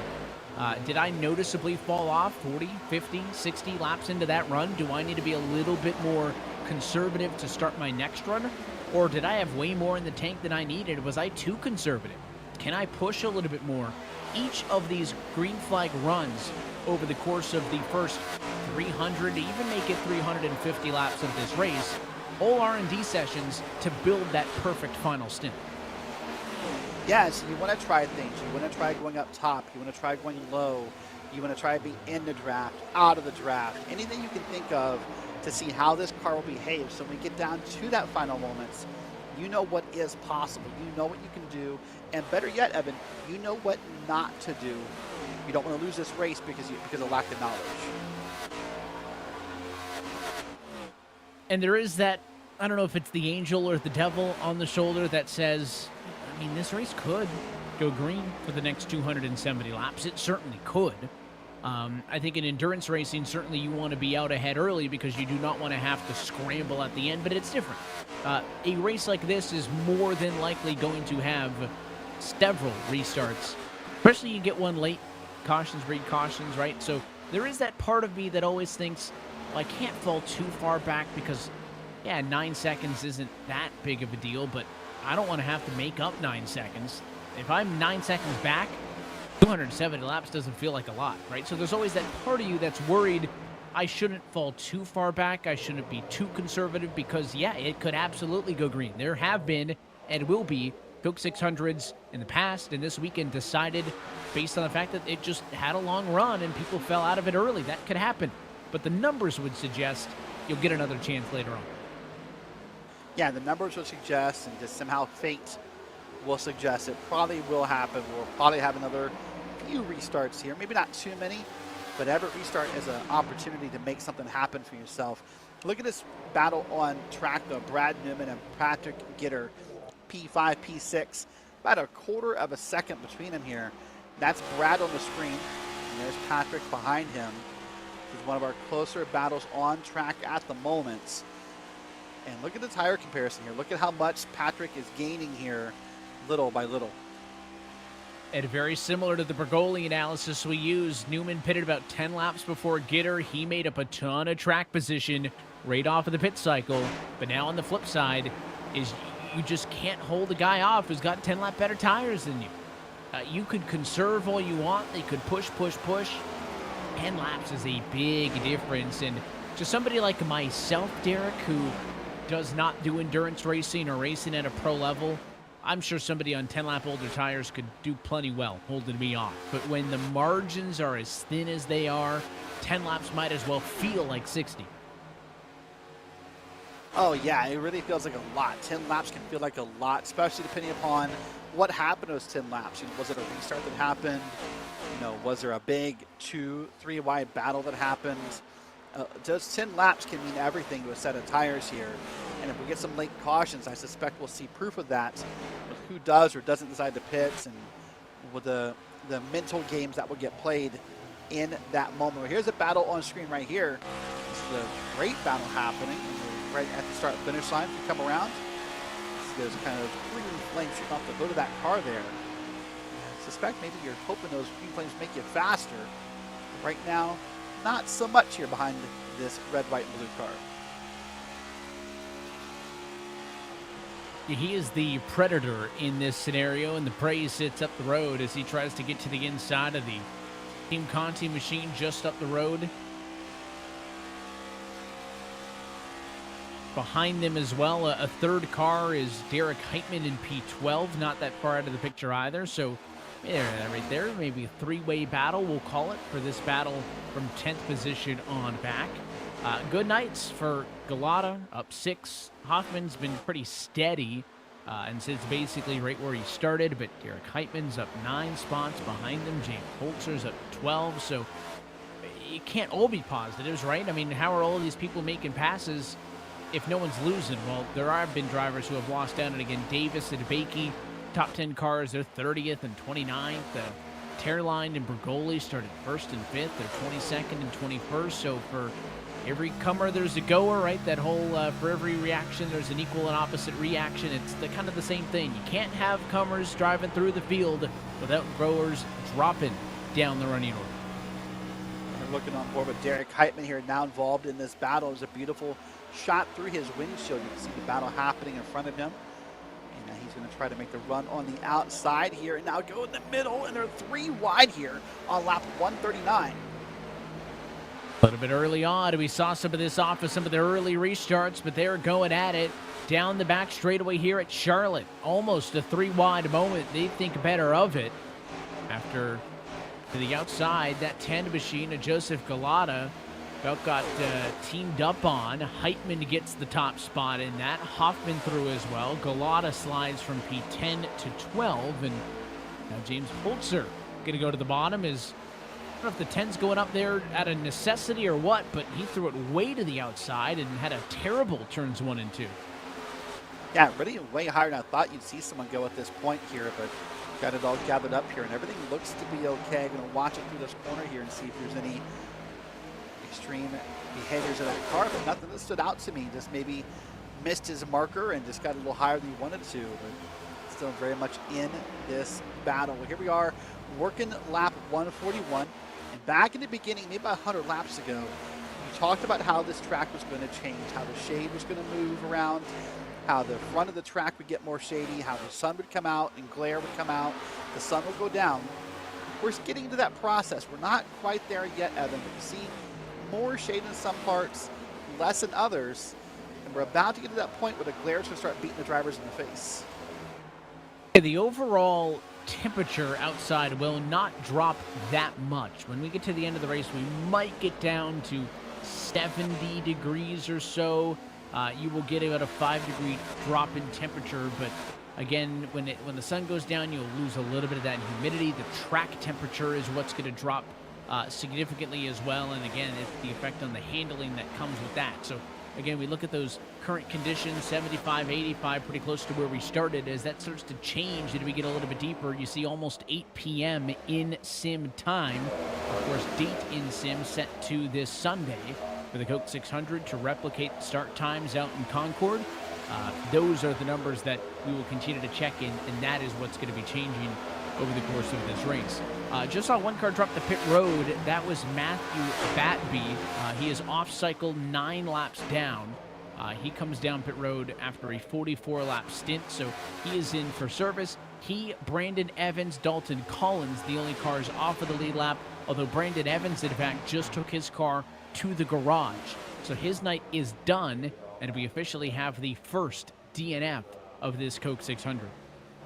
Well, in a way, while we're sad to see it happen to the driver, I must say that's a long, long time. 144 laps to have your first one. That's commendable. Then we waited that long for our first bit of attrition to happen here in this race. Typically in some of our special events, hey, attrition can happen lap 1 sometimes. So to go 144, that's very commendable by this whole field.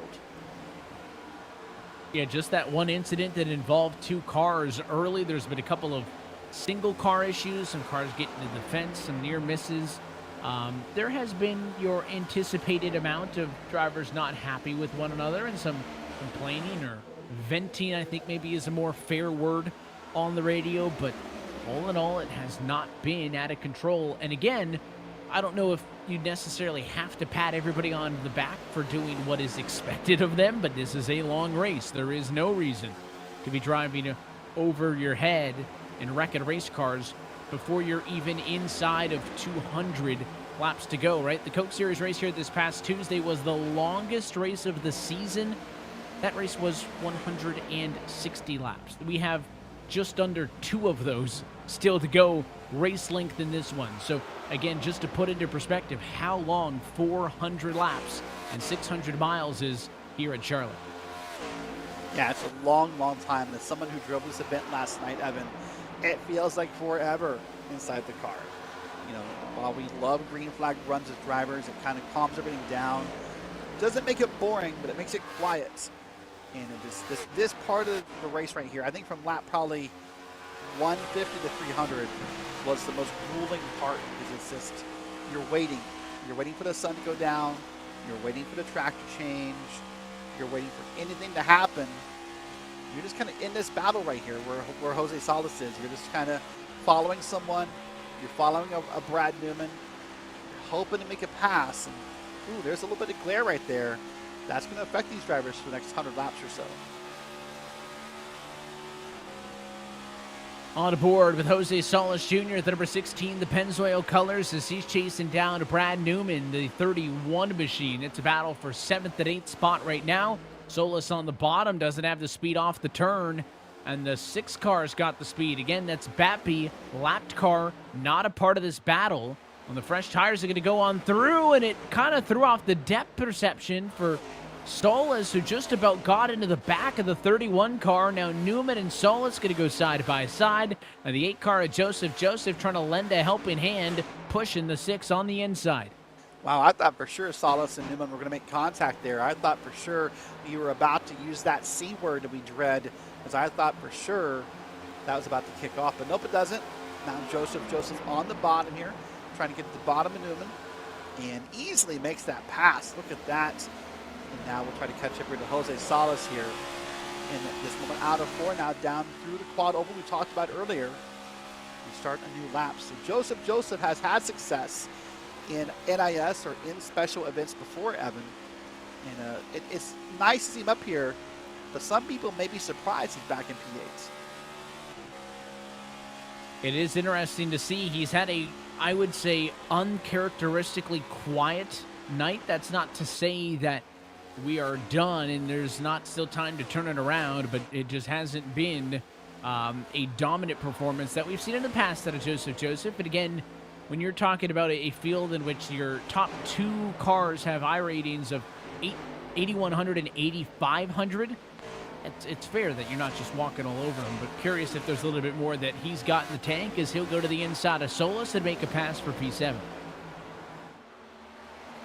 Yeah, Joseph's had a great NIS season, of course. We were looking at this as a special event, Evan. But for these drivers, this is part of the NASCAR iRacing Series Open. This is a season-long, a NASCAR year-long event that happens every week. Now, not every race is full length. Most of them are half-length races. Joseph has already won 2 races this season. He's been on the pole twice, so had a bit of success, finds himself in the top 10 in points, and really wants to jump all over that.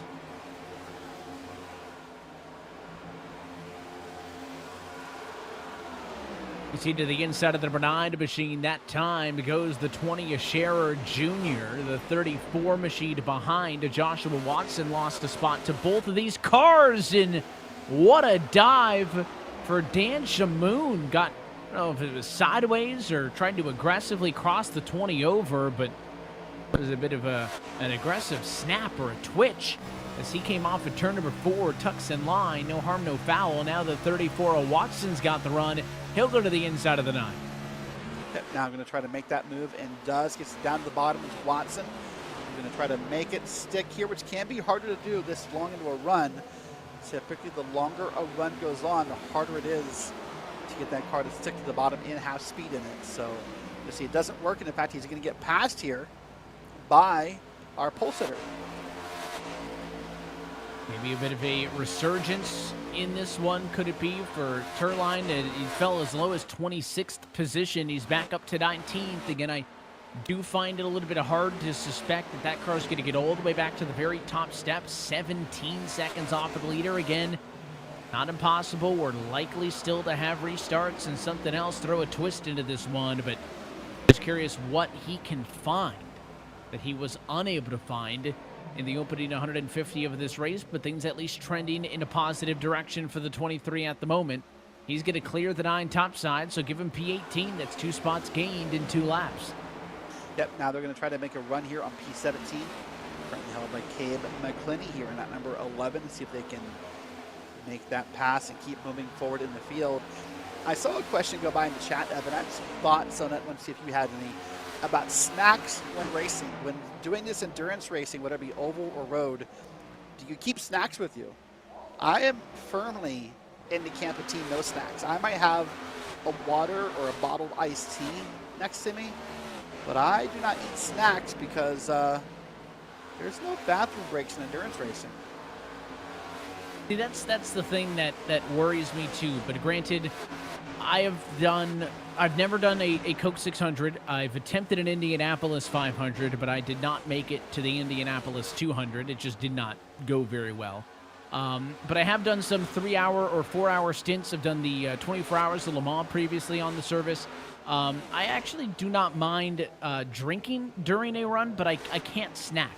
I find the process of, I don't know if it's the chewing that's distracting or if I feel like there's more variables. Is you see the 3-car screech to pit road. That's Brad Newman. Remember, he was one of the first cars to pit, 54-lap run. So his car's down and in. Still seems a little bit shy, but Newman the first of those cars to come down for their 3rd service tonight. I've always preferred to drink fluids over eating. The restroom situation does not bother me. I'm somebody who has gone on a 16.5-hour flight in economy and not gotten up once. I can lock in. It's more so the clumsiness or the extracurriculars that comes with food that throws me off when we're talking endurance racing or something else in the sim. Yeah, and someone in Twitch chat brought up, drivers can't get protein bars in real life, and they do. You see it sometimes both in road racing and even sometimes in NASCAR racing. You'll see the crews talk about snacks and protein. But yeah, I'm just not an eater. I can't do it. You're right. I would like to be 2 hands on the wheel, and if I need to find a bag of chips or a bag of pretzels, my eyes start to wander, and bad things begin to happen. My favorite thing is as well, we could probably dedicate every 20-lap segment in this race to a do you or don't you, socks versus barefoot, shoes versus no shoes, gloves versus no gloves, paddles, H pattern, triples, singles, and probably not run out of time. That's one of my favorite things about kind of the sim as a whole, but obviously it especially when you're talking about trying to tailor your sim rig at home to make you the most comfortable.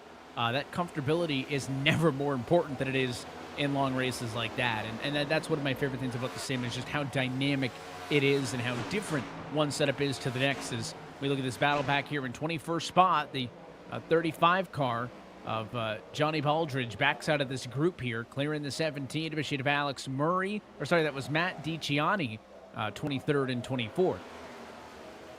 Yeah, great battle going on back here. Maybe one of our first looks in a while back this deep in the field, but you see they're battling just as hard as they are for the lead. These guys are trying to build some momentum and make things happen for you. By the way, Team Socks, this sim. That is the only correct take. So I agree. Yes. You're 2 for 2 on opinions. I'll take it. I now, think somebody don't get me started said, on putting stuff on French fries. Well, then you're just a cold take on that. I think somebody had mentioned, by the way, earlier in this race, when I was asking in Twitch chat as well who they were rooting for, that somebody was pulling for that bright pink 36 of Maggie McGuire, and that 36 car is up 13 spots. Just lost one there to Baldridge going on through, but there is no way that you are losing that Toyota on the racetrack. Yeah, that's very true. Yeah, but I think it's pink. If it comes around to the side, you see there's even purple flames on the side of it here.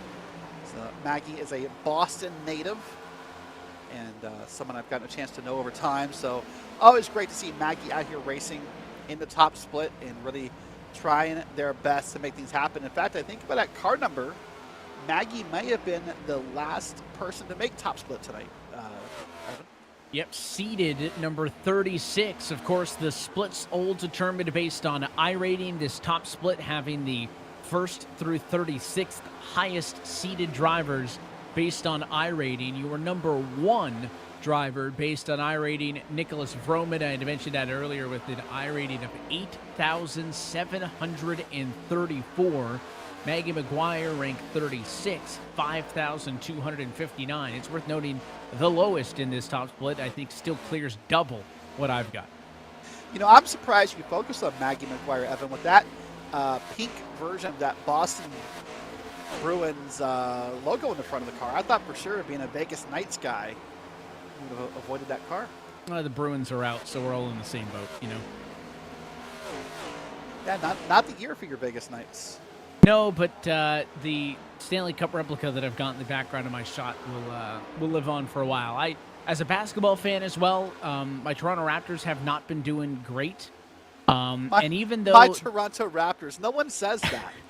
but one of few, and even the 2019 championship, somewhat 5, maybe 6 years removed from now, even when they finish another season like 20-60, I still don't feel that bad about it because that's the recency of the success is good enough. So I will happily ride the Stanley Cup success well into the future before I turn bitter, like Leafs fans have been for decades at this point. Oh, shots fired right there. Live. Oh, speaking of shots, there was a shot into the wall right there. We saw off of turn 4. That car looks to be okay. That's the 12 car. But that was a big one. You saw the smoke come up and everything. We're going to keep green here, but that can affect how the car behaves as the night goes on. That was that 3 of Jacob Schneider who got into the outside wall there. Car's going to be fine. He's P5. Honestly, haven't talked a ton about Schneider tonight either. He's one of the highest running drivers that has yet to lead a lap in this race. Also, I don't know if it's time to focus in on it quite yet, but Seth the Merchant, he's closing in on the battle for the race lead. Michael Conti was, 3 seconds and change ahead of him when they completed the previous cycle of green flag pit stops. Now that gap is down to 0.6 of a second. So DeMerchant has been better, I would say, pretty consistently over the course of this run. I don't think Conti has backed it way down. I wouldn't think that you would blow and let a 3-second lead evaporate just to be conservative. Maybe if we're talking about closing in on 10 to go, you work the gap a bit. So I think DeMerchant at this stage in the race is better. Conti, though, has led 76 laps. DeMerchant has led 0. So the 2 cars still need to break through, and there's a couple of lap cars in between them, separating them at the moment. But we're not quite at a battle yet, but we're getting awfully close to Seth the Merchant has been chasing down the top spot. Yeah, doing a great job here is Michael Conti, just letting some cars by, not battling those. He doesn't need to battle, just letting everything happen here. But let's take a look at a replay here of a pit stop from the 16 machine. That's Jose Salas, and just going to overshoot it just a bit, backs it up in the stall. That seems minor, Evan, but I can tell you that effect on your on-track time will be massive, and you will feel the impacts of it for the rest of the race. And it's tough for Jose because he was in 10th position when he brought that car down pit road. He made that mistake on pit road entry. I'm also not too sure that he didn't get a speeding penalty as well on the entry, and he has yet to leave the pit box. I don't know if there is an extracurricular issue, something with the sim, something at home that he has to step away to attend to, but that almost reads to me like Jose had a top 10 car and he threw it away with that mistake. And look at these cars trying their best to not throw it away, 3 wide off of turn 2. Yeah, doing a great job here. The 31 machine's already pitted here, so keep that in mind as we're watching this battle go on. It means he has newer tires, but they're both doing a pretty solid job at keeping in contact with one another as we now work lap 174 of 400. And this is Joseph and Patrick Gitter, P6, P7 on the track. Closing in on to pit service. You mentioned a couple of cars have been down. Solis still on pit road. We've seen Brad Newman, who notably pitted first on this cycle. Alex Murray, Joshua Watson, Paul Brigoli, they've all been down pit road. But we saw some of the drivers go upwards of the low 70s on a stint, if that's believed to be the max. We are about 10 laps away from wrapping up a cycle of pit stops. The math also is pretty close on this, right? If we can use 70 as an example, there are 225 laps to go. If you could get 15 more laps or close to that out of it, you'd get to 210 laps left in this race. You could then go 70 to get to 140, 70 to get to 70, and essentially break it out into 3 more stops to the end of the race. But that would be on the long end of a run. You'd have to get about 73 or 4 laps out of every run to make that number happen. Again, the numbers would suggest this will not go all the way to the end, but it's worth noting there is a path to being able to make this on a pretty tiny number on green flag pit stops. Yeah, and you talked about maybe Michael Conti backing it up earlier and backing up that run, and maybe now you sort of hit on wide, maybe making sure he hits that target number of pitting here so that he could make it without the little extra stop at the end. But this battle right here is still going on. This right here has got Gitter in it, and he is trying so hard here. But I think we're starting to hear the first calls for pit stops coming across the driver radio.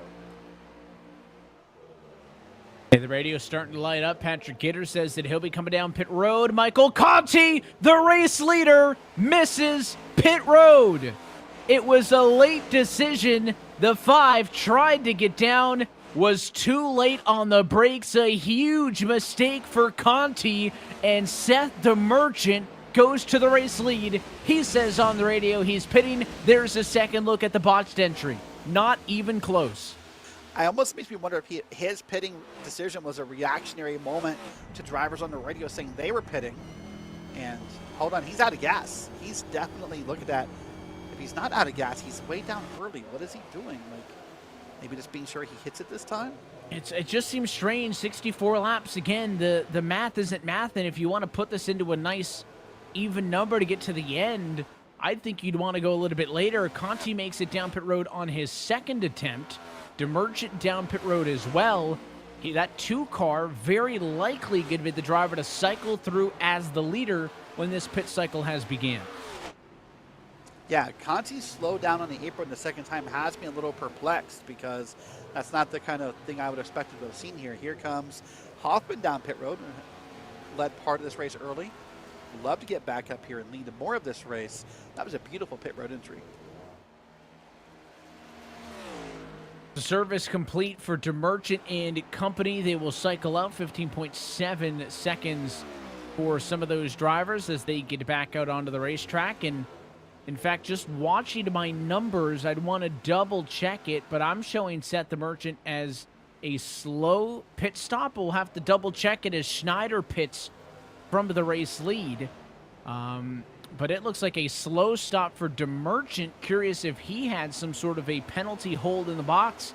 Spent about an extra 10 seconds in there after he completed adding tires. So Conti misses the pit lane entry. It hands the lead off to the Seth DeMerchant, who makes some sort of an error, spends an extra 10 seconds in the box. So both of your top 2 cars, some of the top talents on the sim, big self-inflicted errors here in this second cycle of green flag pit service.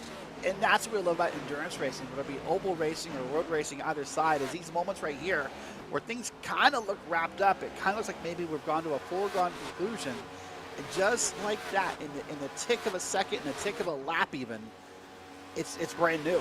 It's wide open. We're gonna have new names up front here. Already we're back to Turtland back up here on the lead, and we're gonna see others come around here and lead this race. And that's almost another point to bring up about races like this, is when the margins are tight, intervals absolutely matter. But I would say you will lose more Coke 600s based on a self-inflicted major mistake like that, where you throw away 10 seconds with a speeding penalty or throw away 20 seconds with a missed pit lane entry. I'd say you're going to lose this race more times with that than you're going to win the Coke 600 because you got an extra 1/1000th of a second out of it on a green flag run. These long races tend to be about not standing out. Yeah, and that's sort of maybe the falsehood that you have in your mind because of the recent NASCAR victory, the recent NASCAR victory from a couple weeks ago, the .001s we're seeing. You kind of get that stuck in your head, but that's not always the case of what happens. By the way, in that small box replay we saw where Seth DeMerchant came in hot on pit road. So I believe that supports your theory, Evan, that he had a penalty to serve once he got down there. Brandon Bakey gets an opportunity to lead a lap. He comes down pit road, and then just like we saw earlier, Brad Newman has cycled through to the race lead. You talk about the international appeal of this race, but Brad racing out of the Australia-New Zealand region, it's got to be real early in the morning for him to be competing. But he's out here leading laps. Again, pitted very early, 26 laps ago, about 20 laps earlier than anybody else, so had the fresh tires, reaps the benefits, cycles through to the lead. He'll be slow on the back end now and will then cycle back out. But we pick up the pieces. Nicholas Vroman is the name that I want to talk about because it was Conti, then DeMerchant, then Vroman. Well, Conti with his mistake is 9th. That's about a net position of 8th by the time they get to Newman. Again, yes, I know Newman's on cycle, but is kind of off cycle while being on cycle with these leaders. Demergent somehow ended up worse than Conti, despite the pit stop blowout for the 5. Those two drop out of the top 2 spots, and it's Nicholas Vroman, who has had an okay night thus far. He's led 30 laps. He's had some speed. He's going to be the guy who all of a sudden finds himself in control. Yeah, if all stays well, he's likely to be in control once that pit stop for Newman happens. By the way, follow up here for Newman. Obviously, Australia's big, Evan. Has like 5 or 6 time zones in it. It's roughly noon for Newman right now. So, hey, it's late night for us. It's almost 11 o'clock East Coast time, 8 p.m. on the West Coast. It's nearly 1 p.m. for Newman. This is a good race day for him. Yeah, probably, as long as he get a good night's sleep. The kind of sleepy scaries are going to hurt him less than everybody else in the field, especially if you're on the East Coast of the States.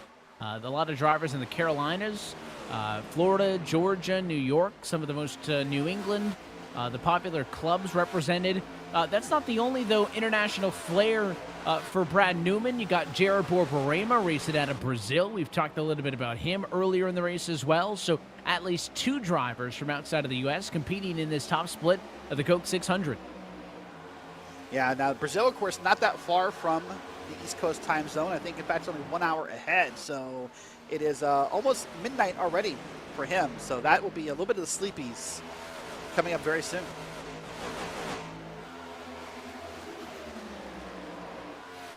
Continuing to watch this battle for 5th, you got to wonder, Conti had enough speed to be a pretty dominant car. He led 82 laps before that mistake. Still the most out of anybody so far in this race.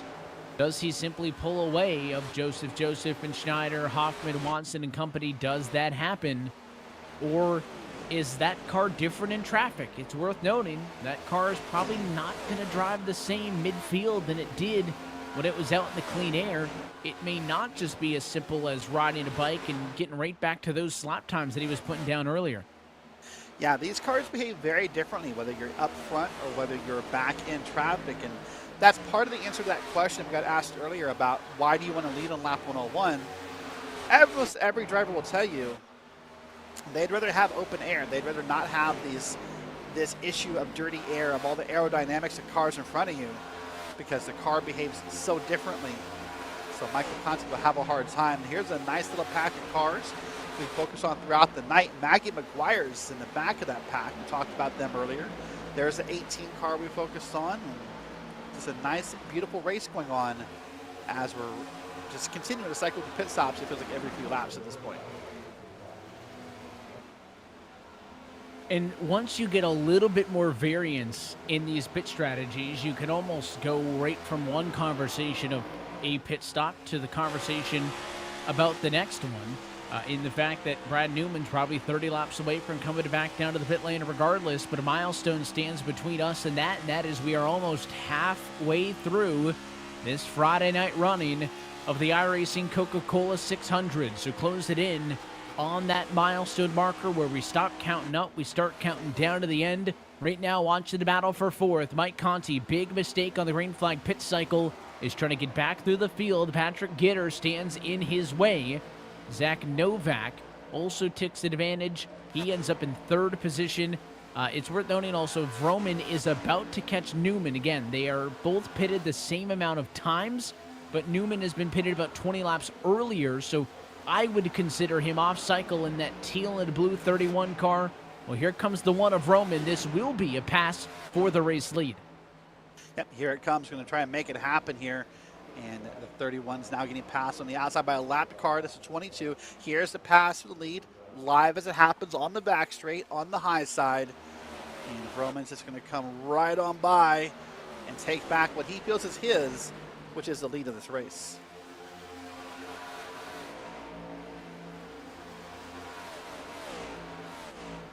And with that, he's got it at the start-finish line, so Vroman goes back to the race lead. Brad Newman going to continue to trickle on down. I think Newman has been pitting shy enough of everybody that, again, if this does stay green, he may actually end up an entire pit stop earlier ahead of everybody and would have to make an additional stop. Obviously, that would add time.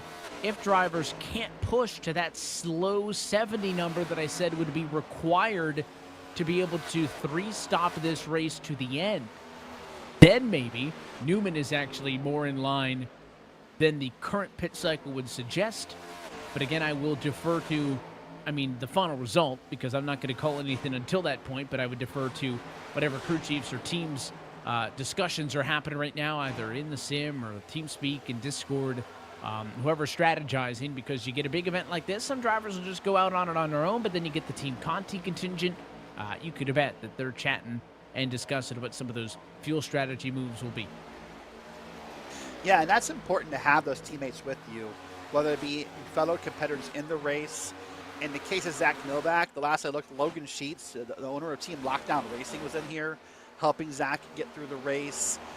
We've seen other names throughout the night come into the spotter stand and kind of help these drivers along. And as a driver, sometimes I want that in my ears. I want someone to tell me, hey, here's what we're doing. Here's the call we're going to make. I don't have time for that. I don't have time to drive the car, focus on traffic, then do the math. I want someone to make those decisions for me. Tell me what to do, and I'll go do it for you.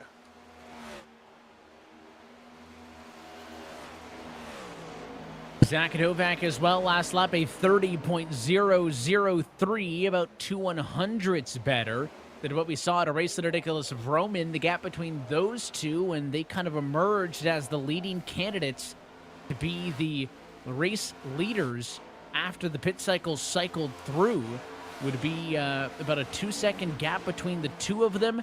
But with Nicholas Roman now leading, Zach Novak is within half a second. So not only is this battle for fourth continuing to shape up with Conti Hound in the back of Gitter, but I think Novak's got an opportunity to go for the race lead as we close in on halfway. Yeah, we may have that battle coming up soon here, as we see Novak trying to make that happen. On screen, though, it's Michael Conti and Patrick Gitter. They're in this battle as well. So what's impressive about this skill of racing we're seeing in front of us is that here we are, Evan, almost halfway, with a few corners from halfway, and it's still this close of a battle. And right on the back bumper that time goes Conti. He'll give a shot to the back end of the 12 of Gitter. Ahead of them by about 8 seconds at the start-finish line. Roman leads, and we are 200 laps down and 200 laps to go, halfway through this Coke 600. Take a quick opportunity to recap your lap-led leaders. Mike Conti has led 82 so far. Clayton Hoffman has led 49. Nicholas Vroman, 37. Brad Newman, 11. Zach Novak, 9. Cody Turline has led 4. Brandon Bikey, 3.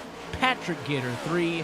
Jacob Schneider, 1. Seth DeMerchant, 1. 10 different race leaders, 1 caution flag in the opening half.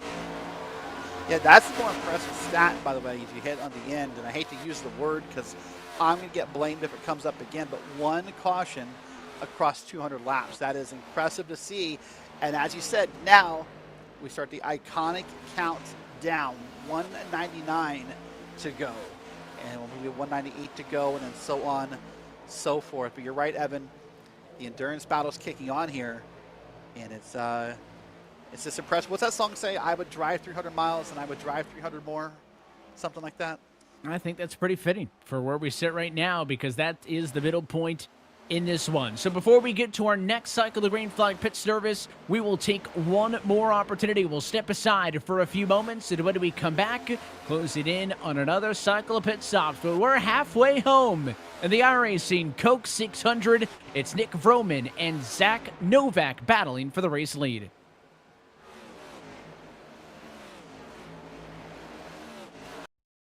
Racing isn't easy, but experiencing it is.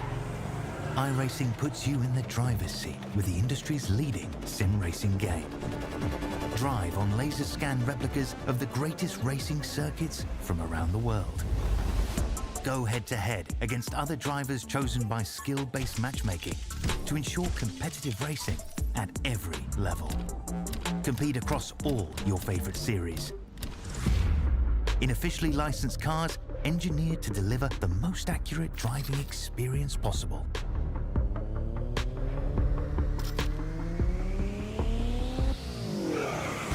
Join a race or host your own with players from across the globe. Race against the computer or in a league with friends. Feel the thrill behind the wheel. Visit iRacing.com.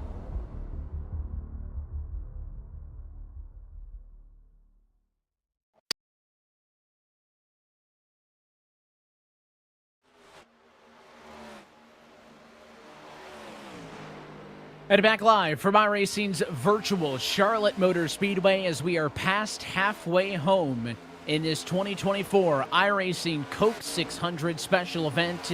And happy that you're with us on this Friday night here with a special presentation of RaceSpot TV on iRacing Live. Myself, Evan Pasoko, Derek Watson in the broadcast booth. Our producer downstairs is Justin Allis. Not that far away from another cycle of green flag pit service, Zach Novak has made the pass on Nicholas Vroman, and the 4-car has returned to the race lead inside a halfway home. So let's go down track level, take it all in with another round of RaceSpot Fan Immersion.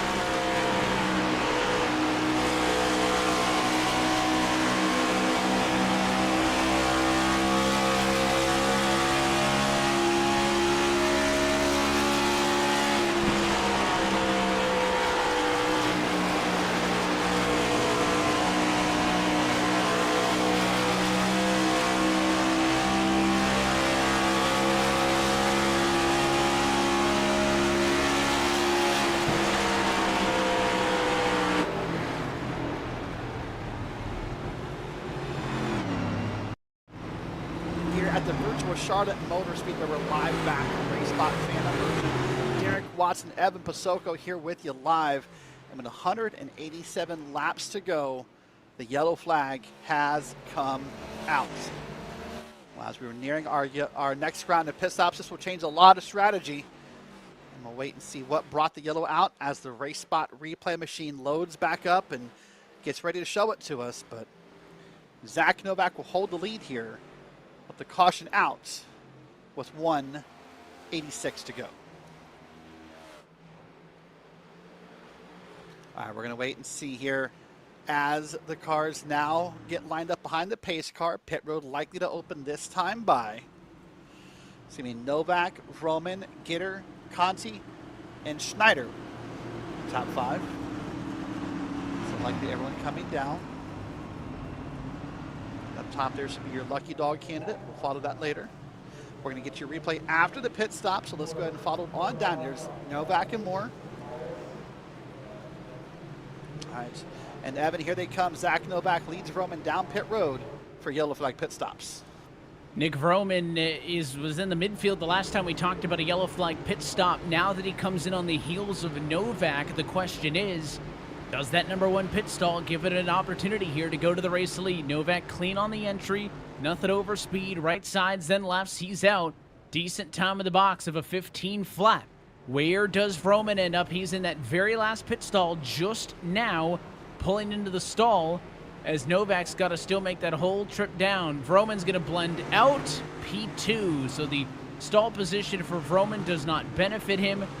He will not gain a ton in all of that, and it'll stay 1-2 for Novak, and then Vroman.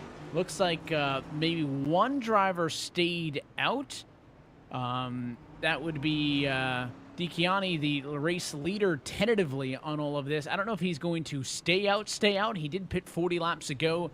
That seems like a strange fuel number, but worth noting that he does stay out for the moment. Yeah, we'll wait and see here. Let's take a look at the replay and see what will happen here that brought out the yellow. All right, let's see here. Oh, just got ran over from behind, he did. And just got put up in the wall, and that will bring the caution. Oh, a second hit there, Evan. That is brutal. Yeah, that second hit is what's going to do it in. I mean, that's a big shot, center of the corner, ton of damage, and that's going to be the killer in all of that. Now you'll see lapped cars an opportunity to come down pit road. Also, Matt Dicchiani does come down pit road, so the 17 machine is in. And again, now this is a little bit clearer on what we do for the second half of this race, because the fuel numbers are a little bit more in line with a safer strategy, 60 lap stints, what we've been seeing drivers prefer to do. Let's go on aboard. There's a little bit of a bump there and just got turned around by one of the Team Conti cars. Oh, there's the second hit from the opposite side. It doesn't look any prettier, that much closer. Probably just an issue where that car got a little tight, Evan. I suspect in that corner as the run was going on. Probably lifted in the corner, and everyone else just missed the memo, and he got ran over. That harkens back to the one and only yellow that we had prior to that one, which was a car getting tight in turn 2, lifting the car behind, not immediately responding and turning him around from behind.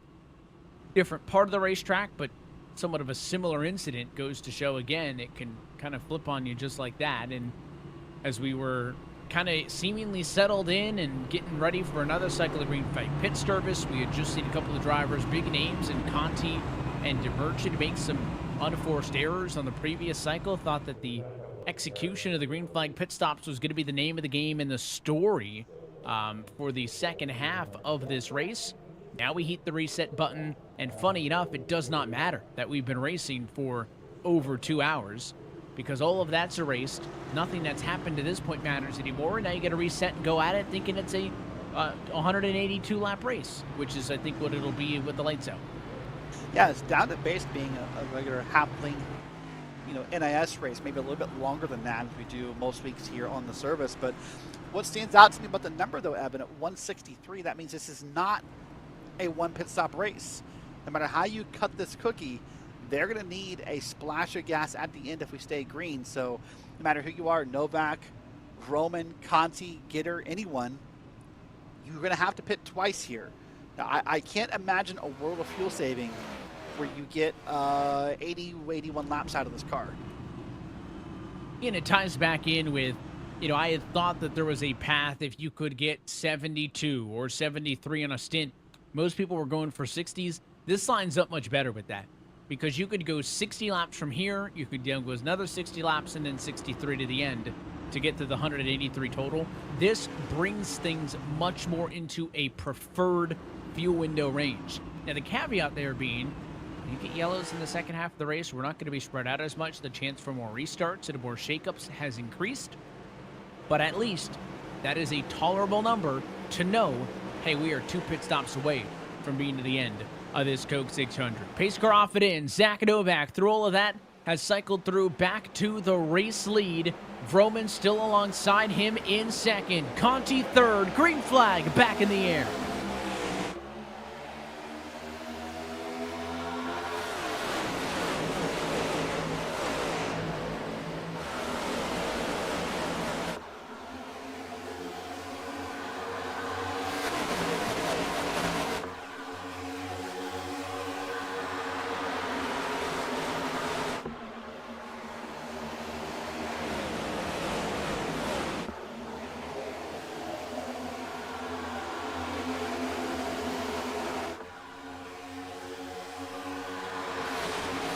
Well, I'll tell you, Evan, as they move around here and get another lap in under books under green, is there not a bigger benefactor from that caution than Michael Conti?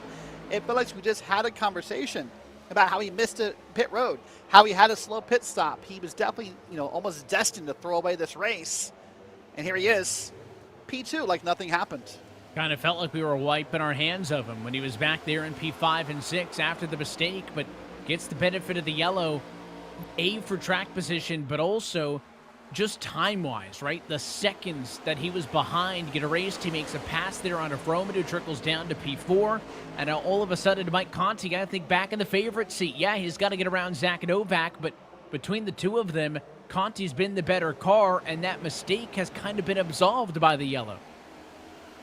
I mean, look at that. Even in that talk, look at P6. Seth the Merchant had the speeding penalty in P5. Got held on pit road for 27 seconds, including a stop. He's P6. So obviously, this caution right here was a great equalizer. Brings the heavy hitters back into it to Merchant. A little bit more work to do, but it's manageable as he watches on from the number 6 spot. Down the backstretch, the 4 of Novak still leads. Here comes Newman looking to the outside of the 12. A getter. That battle going to be for third. And a great representation for Team Conti here at the front of this field. We got many paint schemes at the front here with the Team Conti livery and name on it, as Novak got a little slow there in the corner, and now they're almost 3 wide out of it, and it's Zach Novak here up front, and wow, it's so tight. Zach Novak sounds like he missed the shift. It accidentally double downshifted on the exited turn number 2. Spooked the 5 of Conti. He apologizes for that, but it's going to cost the 4 of Novak the race lead. Now he's in the thick of things. He'll be behind the 31 of Newman, ahead of the 5 of Conti. This is the situations, and this is the kind of battle that makes you nervous, though. 13 loose that time on the bottom. It's lapped car, Derek Heitman. And now he'll hit the eject button, get out of the way of the leaders, but it's going to force 3 wide. Yeah, Heitman's trying to get out of the way as best he can here. As you said, he is a lap down. Did not want to be involved in or affect the battle for the lead in any way. But now as he's trying to kind of get out of the way, he sometimes ends up being more in the way. Well, despite the fact that it feels more tense, up front, drivers still loose on the radio. Again, there's so much familiarity with a lot of these top names against one another that we shouldn't be shocked by that they're probably the most comfortable and the margins are the slightest. And it feels like in the past, 10 laps or so, Evan, the driver chatter has picked up. A little bit of playfulness, a little bit of trash talk, a little bit of back and forth coming in here. It's like everyone's kind of woken up here now that we're past halfway. Now we're in the race, so to speak. I think a lot of that's a bit of a snap back to reality for the drivers after that yellow, right? Again, you get on the long green flag runs. I don't know if tunnel vision's the right way to describe it, but you just kind of really lock in and you get so focused on what you're doing, and you don't have that mental snappiness, if you will. And the yellow kind of wakes everybody up. It's an opportunity to stretch. You get down pit road, you loosen things up, and maybe it's a good reset point especially for it to happen right at the midway point in this race. Again, 2 yellows through about 200 laps and change in this race. Very good pace, very good discipline throughout the field for all 36 cars in this Coke 600. We've had about 3 or 4 of them go to the garage, but still 26 cars on the lead lap is a healthy number. That's a very healthy number for how far in we are. Yeah, very, very healthy here. So I'm going to keep turning laps here and wait and see who can move their way through the field. Now we got Newman up to the front, by the way. Newman is back up front here. He has gotten past Novak, and now it's Newman, Novak, Conti, DeMerchant, and Gitter, your top 5. And Newman made the move coming to the end of lap 224 a few laps ago. Zach Novak does not want to roll over and give this one up. Again, Novak did not take a qualifying time. Started way back in the field. One of the best pits of those opening, 50, 60 laps. Was watching him charge through the field to become a factor in this race. He's had ample time up front. So has Newman. So has Conti. DeMerchant, I don't know what to think yet of the 2 car. He had just gotten to the top spot before he made a mistake on pit road under the most recent green flag cycle. He's been in the mix all night, but's only led 1 lap. Does the 2 car have that little bit more? And if he does, this is a pretty stout top 5, top 6. I don't even know where I can start. I mean, Clayton Hoffman down in 8th has led 49 laps. The only highest running driver without a lap led is Dan Shamoon, P7. He's been a bit quiet, but he's holding his own with these cars right now. Yeah, doing a great job is Shamoon. Someone we barely had any conversations about, but has been involved in battles all night long in that number 9 machine. There he goes by on your screen. And the beautiful blue and white machine here.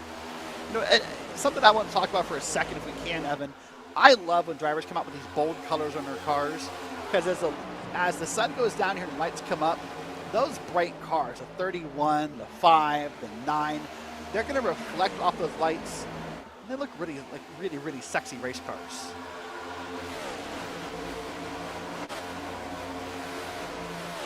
Speaking of which, bright cars right on cue. Jumping back to the bright pink car that we had spent a little bit of time talking about earlier with Maggie McGuire, 29th spot. There's also a bunch of cars a lap down. Maggie, you've also got John Whitendorf, Edward Scherer, Dalton Collins, 4 cars a lap down. That's kind of a 4-way battle for a lucky dog position. Yeah, so lots of battles going on, both on lead lap and otherwise here. Novak back to the front, by the way. It's Novak and Conti Newman. And now Newman is under attack for P3 as we're in turns 1 and 2. Up front, you've got 7 cars separated by less than 1 second of the race leader. It is tightly packed in there, side by side. Behind the 31 of Newman is the 1 of Roman, the 12 car as well. Patrick Gitter to the bumper. He'll give a shot to the back end as Newman was 3rd. Now he crosses the line 4th. He slides a spot. The winner in all of that was Seth DeMerchant, who climbs into the top 3. On board with Gitter. Swinging to the outside. He sees the 1 of Roman's got the speed. It's a good call. They'll both go topside, and they will both clear the 31. Oh, look at that 31. You see those small wiggles there. Not sure if that's a handling problem or just what's going on, but the 31 once again seems to get to their front, Evan, and then kind of begins that slow descent back in the field. We've seen it before. We're seeing it again here. That's Brad Newman. That was the Australian we talked about earlier, having a pretty solid run. I mean, hey, I say descending back, but if you're descending back to P6, you're having an okay night. Well, Newman saw the outside work. He says, let me take a swing at that. He'll go to the outside of the 12, trying to get it right back from Gitter. No pun intended there. Gets a nose to the outside. And again, now he has the advantage of being able to get back to the gas when he wants. He doesn't get pinched down like the 12 is on the bottom. And Newman, just as quickly as he lost that spot to Patrick Gitter, seemingly going to reclaim it on the top side.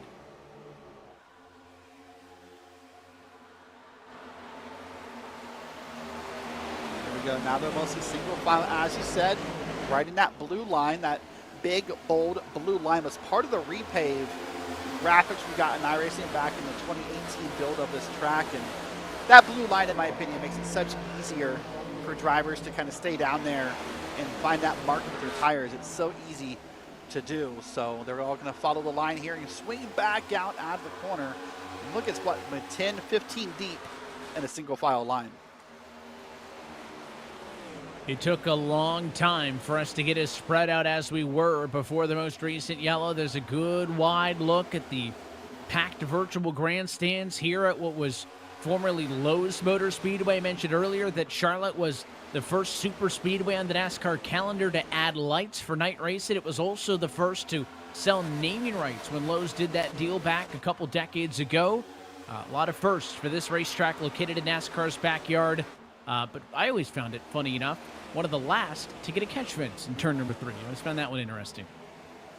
Yeah, that's kind of scary to think about when you say it, isn't it? I think there used not to be a catch fence in turn 3. Like, it's kind of weird. And of course, at one point, and rookie oval street stocks are intimately aware that there was no catch fence in turn 3.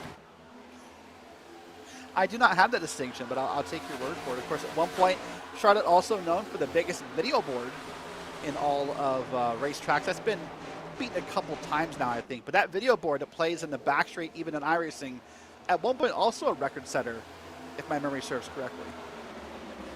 The fun facility. I would love to go to a Coke 600 sometime.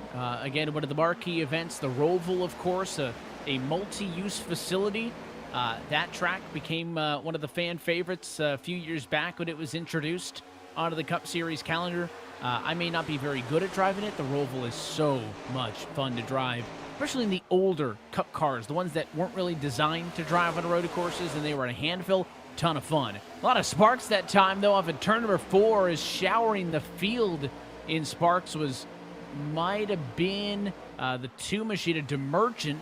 Might have got a bit of the fence. Saw a lot of smoke. 2's going to be okay. He continues on, but it was certainly a light show for the fans in the front few rows. Now, we talked when this run began about the gas situation, how we think that anyone can make the run. I don't think anyone still can, but let me tell you something. These guys in the back of this pack here, the 9, the 18, the 3, they're likely not full throttle, Evan. They're in this pack right here of cars. They're likely drafting. They won't make the laps needed to make this a one-stopper, but they'll be a little closer than the guys up front. This could be interesting to see when people pit and if this draft affects anything. And it is not an irrelevant point, because even if it does go green and everybody, say, has to be on the 2-stop strategy, which is the way this is working out to be, it is worth noting, listen, if you can come down pit road and you get a pit stop in that you need a little bit less fuel than the guys around you and you can save 1 or 2 seconds, that is not insignificant. Obviously, it's going to be challenging to do so when you need 4 tires, but any little bit, I would certainly not complain about needing less fuel.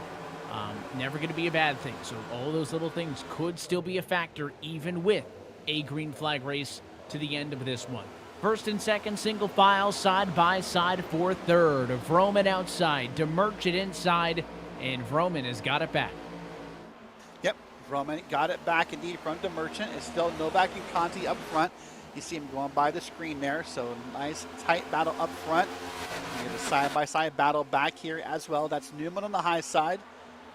And now he is clear.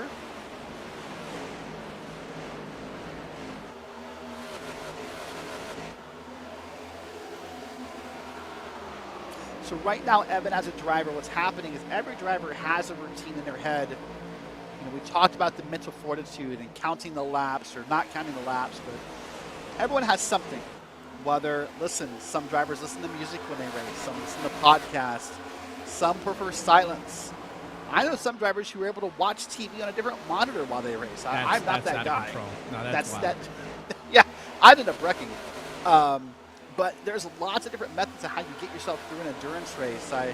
I know that some drivers like to have pre-race music, some have it during the race, but everyone right now is just trying to buckle in, get comfortable, and be strapped in for another 155 laps. Yeah, I was found, again, at a very non-professional, non-competitive level, that just simply enough chatter with my teammates was enough.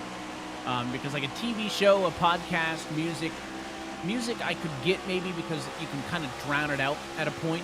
But if I'm trying to focus on every word on a show or a podcast, I think that would distract me too much. But if you're chatting with a buddy and You know, they're not talking hopefully for 4 hours consecutively. If so, maybe don't have them on your team radio. But that kind of chatter, that was good for me to just kind of keep me engaged, but don't overload me. And then the conversations, of course, would be specific to the race as opposed to unrelated topics. Yeah, very true. That's a very, very valid point. I'm a bit of a team talker. I have teammates in my ears, whether they're maybe in the same split as me or in a different split. To hear those updates and kind of hear us all kind of encourage one another is valid. Last night, I'll tell you, when I did my Coke 600, Evan, I had a little Billy Joel on in the background. Yeah, I can respect the music. Because again, you can listen in when you really want to, and then if you don't want to and you have to focus, it can become background noise enough that I get that. So the music doesn't throw me off. I hear you on that one. Yeah, but no, the drivers you hear in driver chat, you're like, oh, I'm watching the real race. I'm like, no, that's too far for me. That's insanity. That's menace-like behavior, to quote mutual friend Joshua Lee. It really is. You just got to watch out for people who partake in those kind of activities. Watching this all up front again, these leaders are not spreading out. We're some 30 laps removed from a pit cycle. On the previous runs, when we got to about 40 is when we started to see the drivers who maybe pushed a bit too much start to fall off. The drivers who saved, they start to gain and take advantage of that. So these next 10 laps are going to be pretty interesting. I mentioned earlier the fact that this long race is kind of one big R&D session. What have these drivers learned through those first 200, 250 laps, will you? Have they limited some of that burn it up or not use enough, right? Or have they all kind of balanced out with all of those runs under their belt that we're not going to see that big separation deeper in the run like we did earlier? What I wonder, because of how much the track will change here with 150 to go, maybe you've not learned so much about the car. Maybe you've learned about your competitors. Look at us. We're down to 82 degrees Fahrenheit. So we're down 3 degrees on the track. A little cooler means a little bit more grip. But maybe you've not learned about the car. Maybe you've learned about those around you. Maybe you've learned who's patient. You've learned who will bump you, who's going to race you hard, who's going to try to, chop off your nose, who's going to do this and that. That's what I think you're learning a little bit more than the car with this long race. By the way, look at that. The lights are on up at the top of the track with that part of the race. But I think you've learned about each other more than the car. And again, I mentioned earlier as well, there's a little bit of familiarity as well. So drivers will have some implied knowledge or even intimate knowledge about how each other runs. If it's somebody you occasionally run with in NIS, in these special events, or in the case of DeMerchant or even Novak and Conti, with those two having run together for a Coke Series season, you'll know each other's playbook a lot more closely. Battle for the race lead is on, though. The 5 of Conti looking to the inside of Novak. The 4 seemingly concluding that he wants to stay on the outside. That has been the defensive lane tonight, but man, that 4 was way up and in the seeds that time in the center of the corner, and the 5 is through and clear. Mike Conti going to go back to the lead at 147 to go. What'd you say, it's been 10 years since he's done it? Doesn't look like he's missed a beat, Evan. Looks like he just belongs right there in that car in this race at this track. Of course, retired from full-time NASCAR Coca-Cola iRacing Series competition, not because he couldn't kick it anymore, just different goals, different time in his life. Still has that talent. It's somebody who was at the top level competing for wins no more than a year ago. It should not shock anybody that Michael Conti has still got it, and in his return to the iRacing Coke 600, having a much better time tonight than he did last night. Well, listen, talk about still got it. I mean, you can see the respect and the trust in his peers. There's, 2, 3, 4 maybe different Team Conti paint schemes out here. Will they be working with him or representing the setup shop he has or whatever they're doing? The fact that people are willing to run a paint scheme with your name on it says they still trust you. Yeah, that Team Conti team still heavily involved in the Coke Series with a lot of drivers on the technical alliance side, so back-end relationships with drivers and teams and setups, and there's kind of a public-facing front to Team Conti as well for drivers who want to sign up for driver coaching and setup building and all those different aspects. So, yeah, well, Mike has stepped back of driving in that very top level. He is still very involved here on the surface, and that 15 car just drove it into the outside wall. That was Dalton Collins' lapped car fresh tires, not a part of this battle, but he's trying to be careful and pass these leaders, but looks like that would be Mike Conti if I was in the field, just blowing the doors off him. He's got to be careful here with the closing rates to take his time making some of these passes. Yeah, and if you have a real life spotter in these cars, if you have a friend out here watching, they're telling you, hey, listen, that 15's got tires, just let him go. You know, he hit the wall a second ago. Those are the things you want to get alerts about as a driver. You want to know what's coming. This way you're not surprised when he closes on you so fast. Watch this difference in tires right here. Watch, he's going to blow by Mike Conti right here. Not yet. If I didn't get him in the corner, down the back straight, he's going to cut low, and he'll make this look easy. But once again, Dalton Collins laps down. This is not for the lead.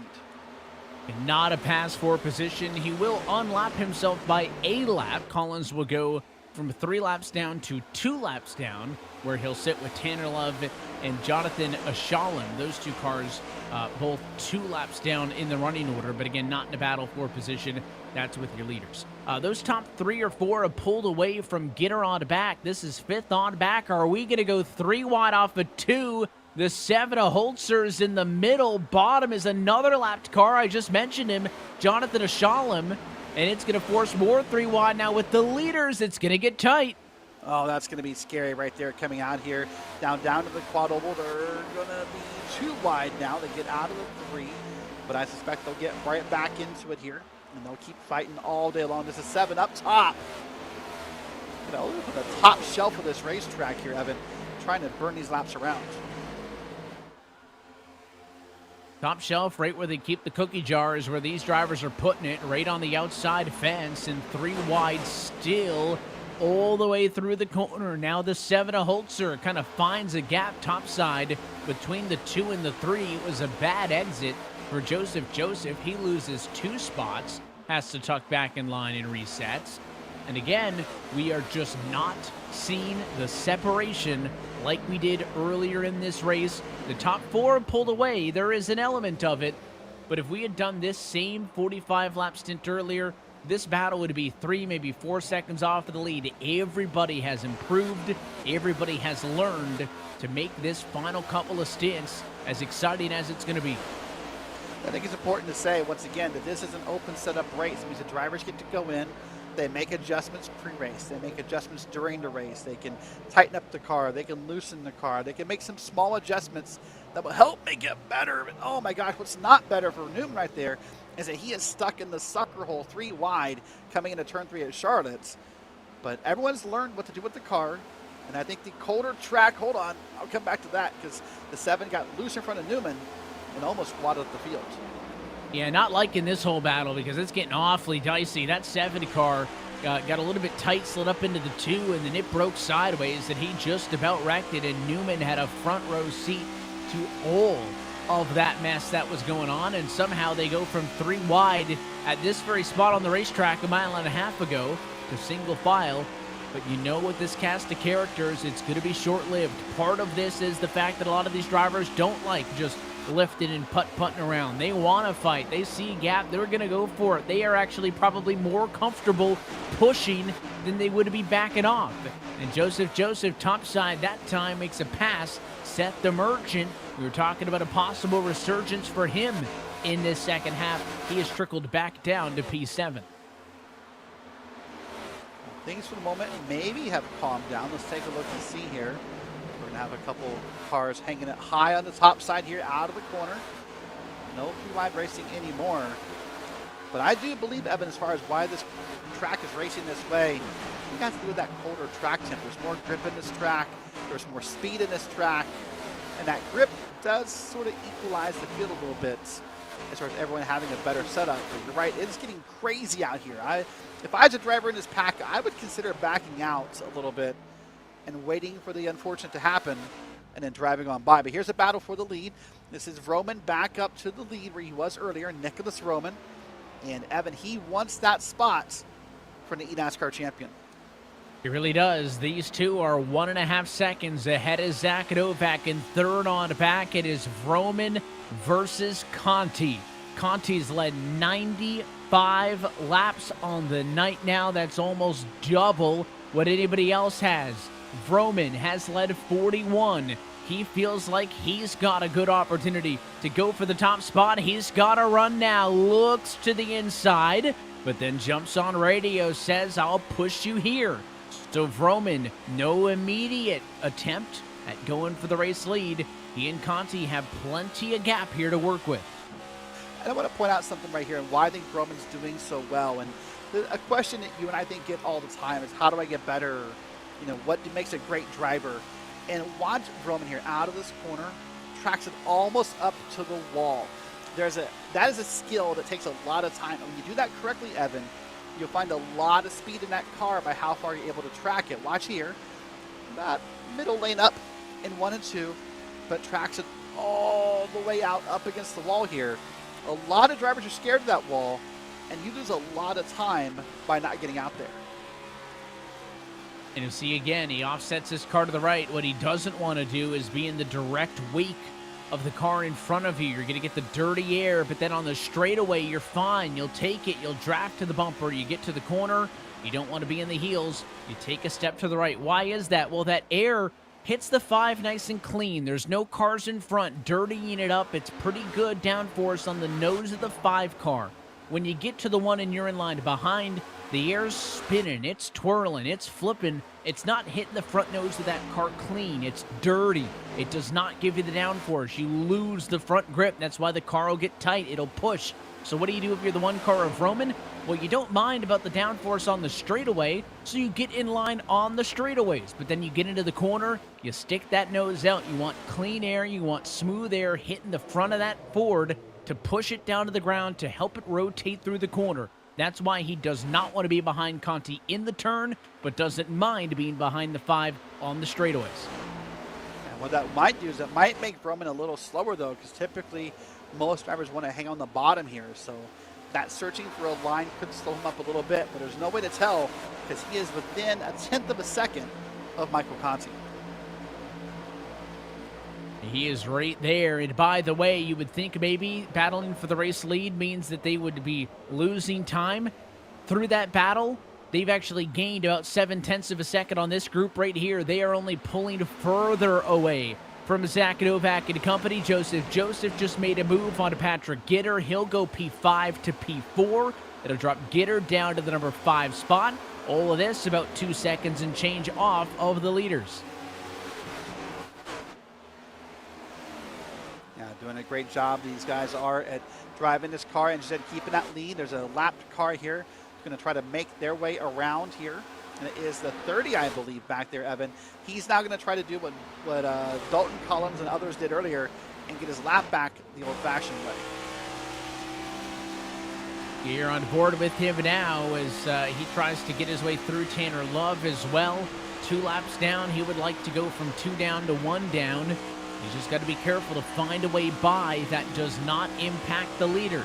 Tanner's got enough wherewithal to know the situation, to know the context. Again, had the run, could have easily gone to the inside of the 1 that time off of the corner, didn't do it. He's better, though. He'll have to do it at some point. He can't just not drive his car at optimum speed, but he's going to do everything he can to not affect the battle for the lead. And as a driver, why Tanner Love is pushing so hard right now, the difference between 2 laps down and 1 lap down feels massive. It's a mental thing, right? You're 1 lap down. Now you're fighting for the lucky dog. You're fighting for the free pass. You're hoping for a wave around if a yellow flag happens. When you're 2 laps down, it's just so different. You don't feel that ability, that moment can happen anytime. It's a big moment. It's still laps down, but it's just a big thing. Here's pit stops, so hold on. That was Zach Novak down pit road. Novak said it first on the radio. He's followed down to pit road. Novak is in. Schneider is in. This makes sense. They pitted about 60 laps ago. There's 126 laps left in this race. You pit now. You do another stint of about 60, and you make it 3 even runs on a 2-stop strategy to the end of the race. Dan Shaboon says he'll be coming down pit road. That car has trickled down a little bit. It sits in 12th at the moment. Conti not pitting from the top spot.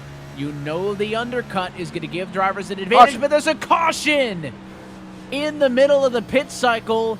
Dan Shamoon said he was pitting, then made a comment on the radio.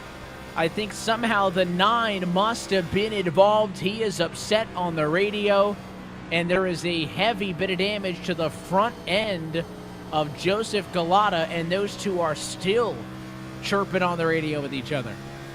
I believe the comment was, "Did you not hear me say pitting?"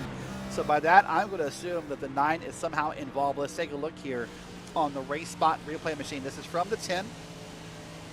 And the 9 said pitting, and oh! Man, someone did not get a copy of that memo. It is tricky to pit at really intermediate racetrack here in NASCAR, but Charlotte, you need to slow down on the banking. And there have been kind of trick pits tonight where the Contis and some of the other drivers, Derek, have not given advance notice that they're pitting and have snuck down pit road. It's easy to say don't brake on the racetrack, but it was very clear on the radio that he was going to be coming down pit road, and to maximize pit entry, you have to brake on the banking. He did push up there late, I'll say that. The 9 under braking pushed up the hill a little bit, but in my opinion, if you're yielding to a car pitting, it pushing up 2-3 feet shouldn't make a difference. You shouldn't cut it that close. Well, and I'm not so convinced, even if he hadn't pushed up Evan, that he would have got by clean. I think that's the bigger point. I think that that's how close that was here. But pit stop's now underway for those who had not. We'll discuss the implications of this in a moment as far as who is where, because there's some cars stuck a lap down here. But everyone down pit road, and we'll see everyone take 4 tires and gas and prep themselves for one last green flag pit stop. Again, 4 tires and a fuel. There was a mistake from the 7 car overshooting the box with James Holzer. That's going to cost him some time. Drag race off pit road. Conti stays 1. Vroman 2nd. Clayton Hoffman comes off of pit road in 3rd. How about the 18 car making some moves? The car we saw dominate early wants to bookend this race. Let's see if he can get back to the front and be up there the way he was when we went green 2.5 hours ago at this point.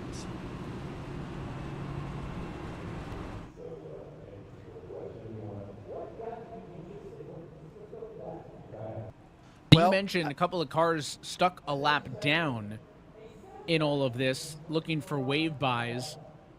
Zach Novak, I think, is the one that jumps out to me. He was the very first car to pit. It made sense on the number. It's simply just the timing of the yellow that is going to trap Novak a lap down in 25th position. He'll obviously try to look for a wave buy. I don't know if it's going to be granted based on where they run on track. We'll wait to see where scoring updates them this time by the stripe. It is going to show that he is back on the lead lap, so he will take a wave around. But now Novak's going to be at a tire disadvantage, and all that work that he did to start back in 29th and drive through the field is going to be erased because he's going to have to do it all over again. He has scored 23rd. Well, and not just back to the field, although it is literally back to the field. He's not going to line up 23rd, Evan. He's going to line up behind any lap down cars, so it's going to be even worse than that. Here's the list of wave rounds I see. Brad Newman, Shane Davis, Jonathan Oshlam, Zach Novak, Jacob Schneider, and Paul Bergoli are all going to get the wave around here. They're going to line up at the tail end of everything, not just the lead lap cars. They're going to line up behind the lapped cars. That, I can tell you from experience, is awfully frustrating to have happen to you. And Newman included in that as well. You were looking at 79 laps led of race leaders back there in that group of cars that are getting the wave rounds 20th through 25th. Those 6 cars include a lot of really fast drivers, notably Newman and Novak, who get caught out on this strategy. And again, now it doesn't matter. The fact that it's a 600-mile race, you've got 120 laps to make it all up.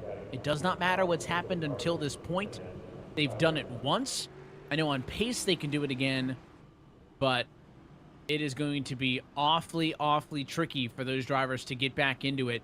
Again, that I would not put in the bank of self-inflicted errors, but it's that kind of uncontrolled variable as well that can end your night. Wasn't that, like, that's the epitome, though, of why we don't want to pit early as oval drivers, why we want to wait as long as possible, because Listen, had Novak waited 5 laps, maybe less, he wouldn't be in this spot. The risk versus reward, the benefit of the short pit to get the fresher tires, the risk of exactly what happened right there. Yeah, risk versus reward, that's a lot of what we do. Well, Evan, we're down to less than one NASCAR race. That's what we got left here. We've been counting down the laps. It's you did 160 with Blake McCandless on Tuesday. We're down to 121. It is the home stretch, or what is otherwise known as a fully NASCAR Coca-Cola iRacing Series race left to go. It just depends on your perspective on life, on how much time is left in this race. We can tell you for sure that these drivers cannot go to the end of the race on the fuel on board. We are at least one more pit stop away, and it's been a while since we made it all the way through a green flag cycle of pit service, I should say. Again, the trends would suggest this race is going to get real aggressive, real fast. Pace car down and in with 120 laps to go. Green flag is back in the air for Mike Conti.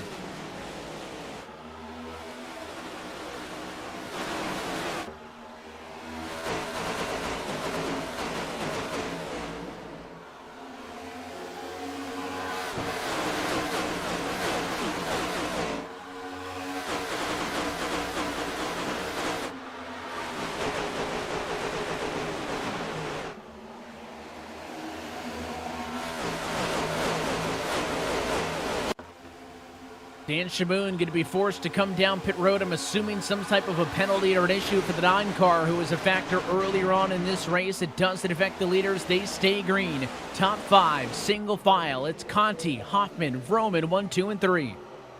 Conti got an amazing jump there on that restart. You saw him have a bit of a gap as he went by the line, already on Hoffman and then Roman. So he's kind of maintaining this gap here and trying to stay out front is the goal for Michael Conti. But here, Joseph up to P4, by the way.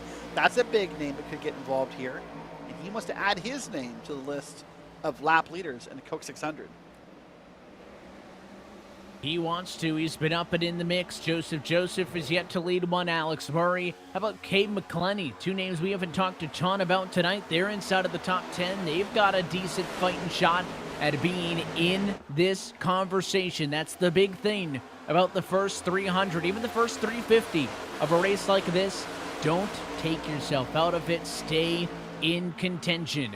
Most of this race has been pretty uniform. The timing of the yellows up until the last one hasn't caused a big shakeup. They've been on or about at fuel numbers. Everybody has, for the most part, all made the same choices. This last yellow, the first big strategy shakeup, and even then, the drivers caught out pale in comparison to those who stayed on the same call as one another. And you see the herd of cars in the back here. Those cars you talked about who got stuck being at the end of the line. There's Newman up top in that blue and green machine racing around the 9 car who just pitted. Here's others. Here's Zach Novak now. Got 3 wide ahead of him. It has no time to lift. He can't lift, Evan. There's not enough time left. He has to try to get by it and get ahead of us. You saw a little bit of that on the last run when they were 3 wide at multiple different moments. There is no more give. It is almost all take, and it's funny to say that still over 100 laps out, but when your total race distance is so long, 115 feels like the home stretch, when maybe in a normal race we'd be talking about closing it on halfway home if we're in a half-length distance.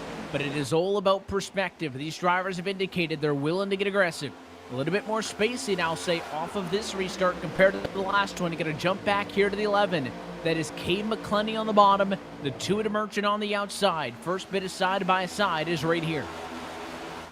And they get it back single file there. They're going to try to line it up here and make sure they don't lose too much time on the leader. We got some more side-by-sides back in the field. You see Maggie McGuire in that bright pink car, easy to see. There's the 7 and the 31 side-by-side. So there's some battling happening here. These drivers are being selective about when they want to do it.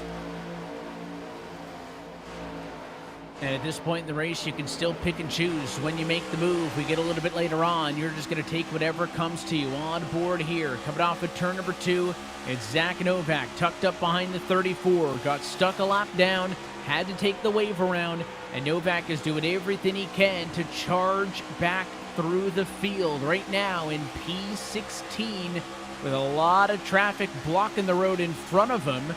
32 car to the inside, that's lapped car, John Whitendorf.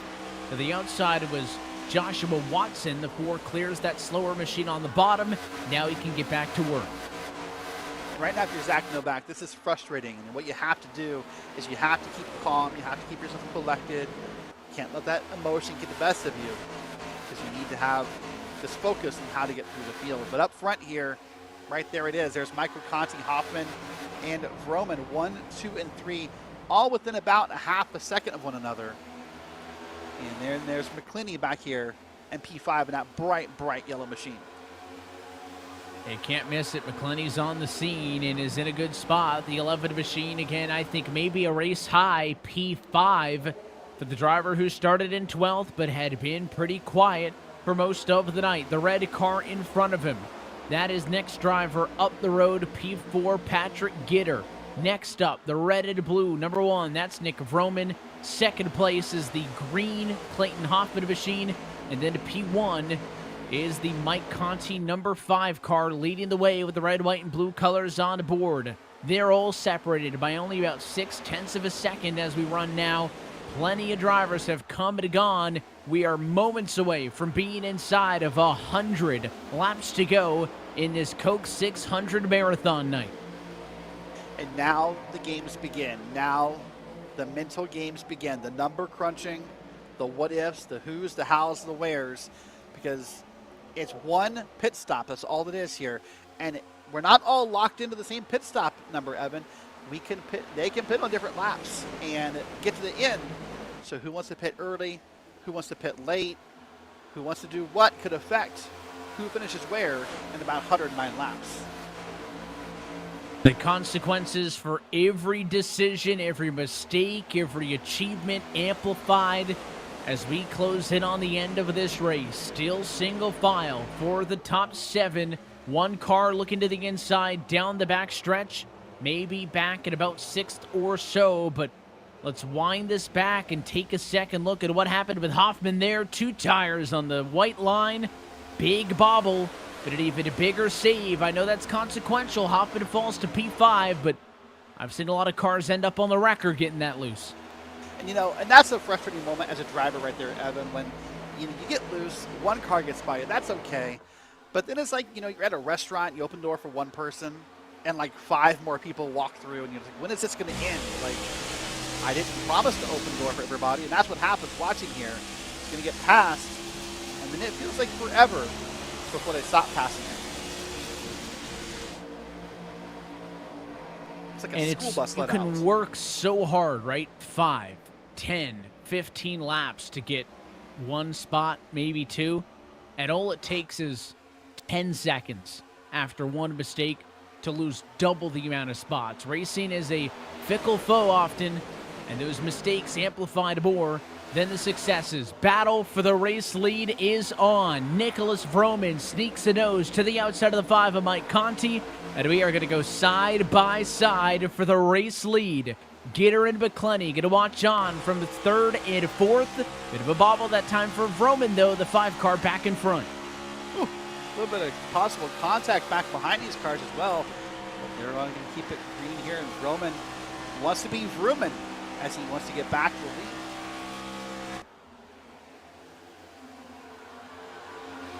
Vroman made no attempt to look to the inside on Conti. We have seen time and time tonight. Cars get on the bottom, they get tight, they overdrive the car, and the driver on the outside is able to play defensive. That one immediately went topside. He was very clear. That's where he wanted to go to make his move. Does the one try it again? Can he focus on Conti out the windshield, or is he going to have to field an attack from behind because Patrick Gitter now closed it in from 3rd also? And there's an important word on the hood of that car behind him, of Patrick Gitter. That's called Conti. So obviously in some way they might be working together. They might be teammates or just someone who, has an affinity for Michael Conti. So he's not likely to help you get around Michael Conti. You're sort of a man on a lonely island up there if you're Roman.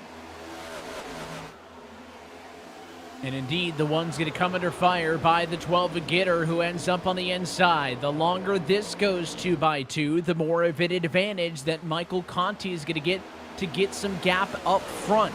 The one clear top side. So Vroman's successful defense. The 11 of Gabe McClenny going to follow on through. So move Cabe up into that spot. He'll take third.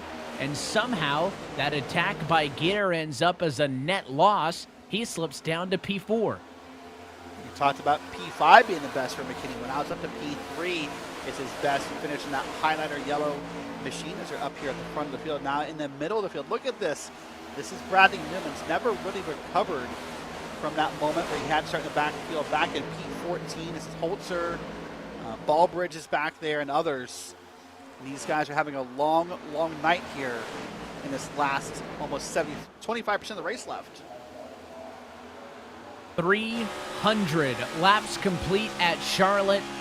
100 laps to go. And the iRacing Coke 600, 3/4 of the way through. Happy that you're hanging in with us as we close in on the wee hours of the morning on the east coast of the U.S.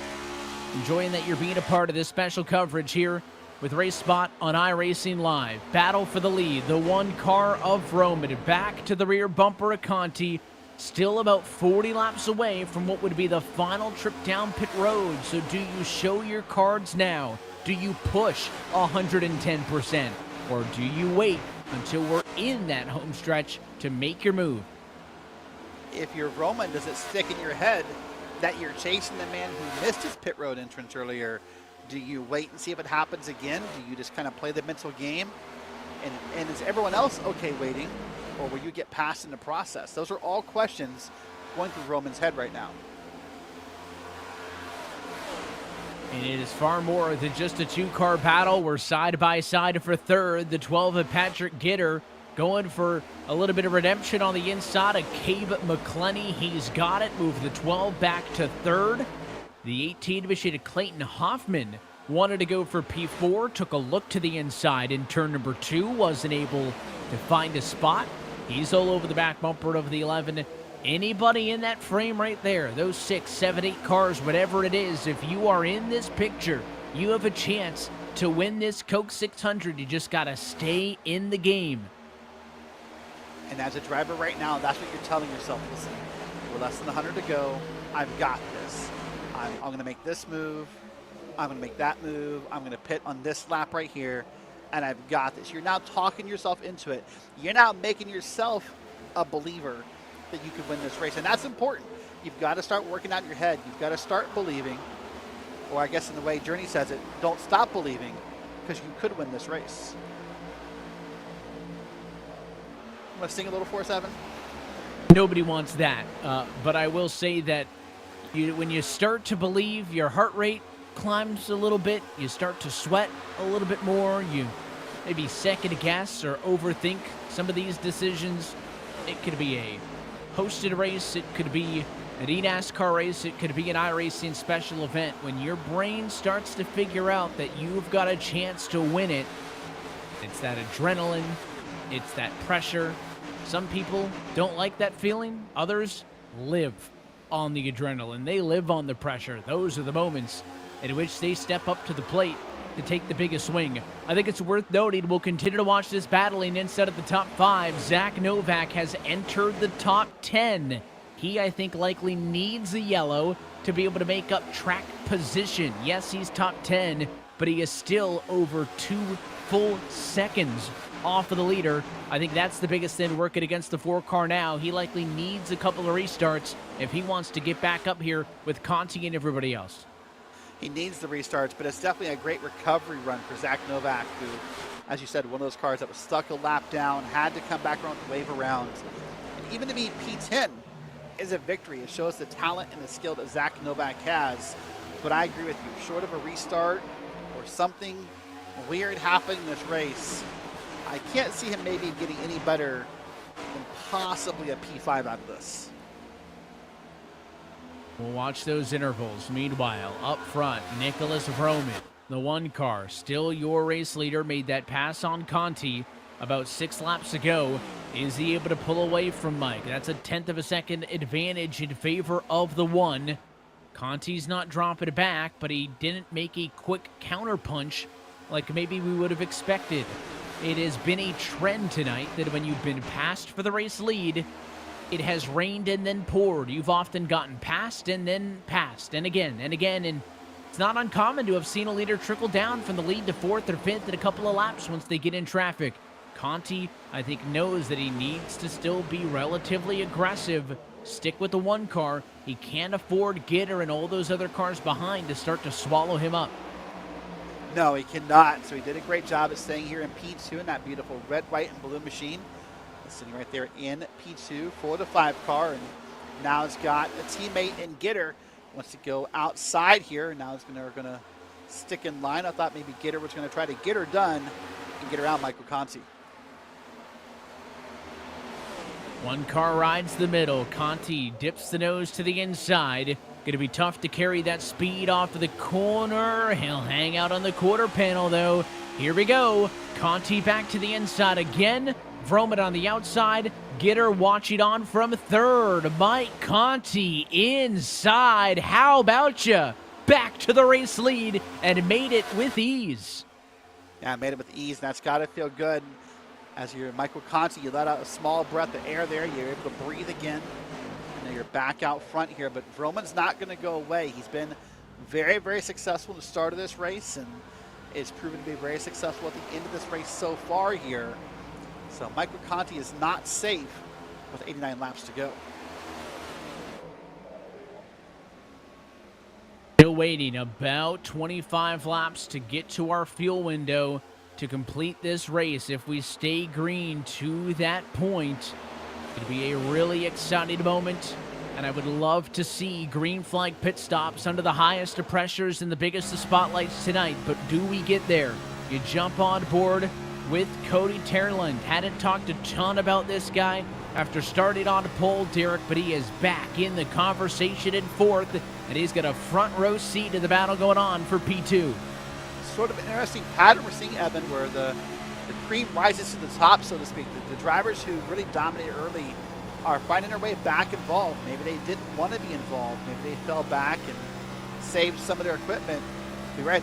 Terland was the pole sitter and quickly fell back through the field, and now is quickly back involved at the front of the field. This is impressive to see here. He gave a small bump there to Vroman about a half a lap ago. 12 car, not a lot of momentum on the exit. Oh, and he's going to force his way in line. They touch. Making a spot, the 12 of Gitter pulled up, made contact with Joseph. Joseph, the 8 machine, went into the outside wall. I don't think there's going to be lasting damage, but a huge moment between those two. Oh, the lasting damage right there will be the nervousness that both are going to feel, because right now they're both a little frustrated, both a little flustered maybe by that pass and by that contact that happens. And I suspect Joseph will be a little bit more aggressive the next time getting around the 12. Well, the 8 right back under the 12 of Gitter. They touched slightly that time as they came off of the corner.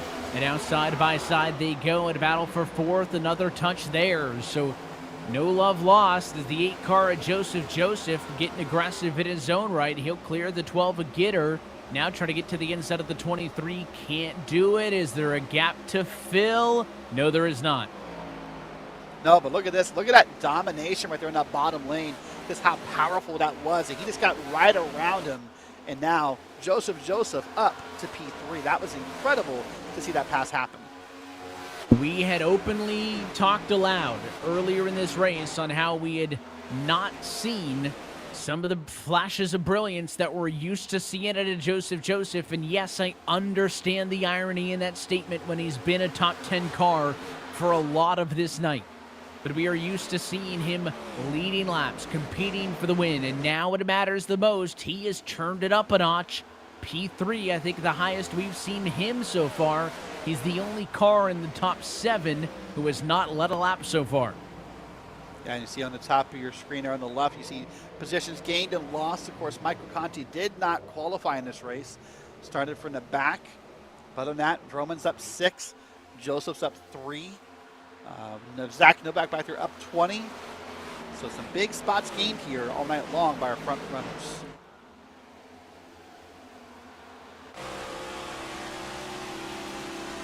Good look there on the inside as you've got some side-by-side action. The 12 on the bottom there.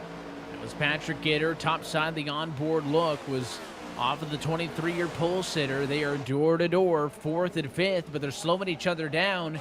They're now nearly over 2 seconds off of Conti. The gap's at 1.7.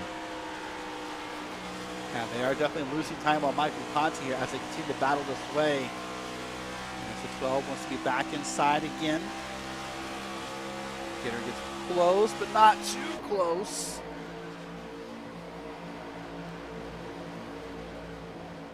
You know what? That scheme of Gitter is a little different than the rest of the Team Conti schemes, Evan. I don't think you're a wrestling fan, and we've never discussed this privately, but that scheme sort of reminds me more like an American Nightmare Cody Rhodes theme than the rest of the Team Conti drivers.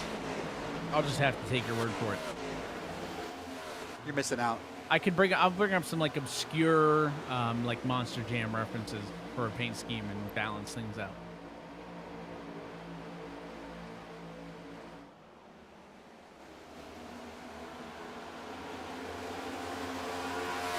Well, here we go, 80 laps to go. We're about, I think, maybe 10 to 15 laps from the pit cycle opening.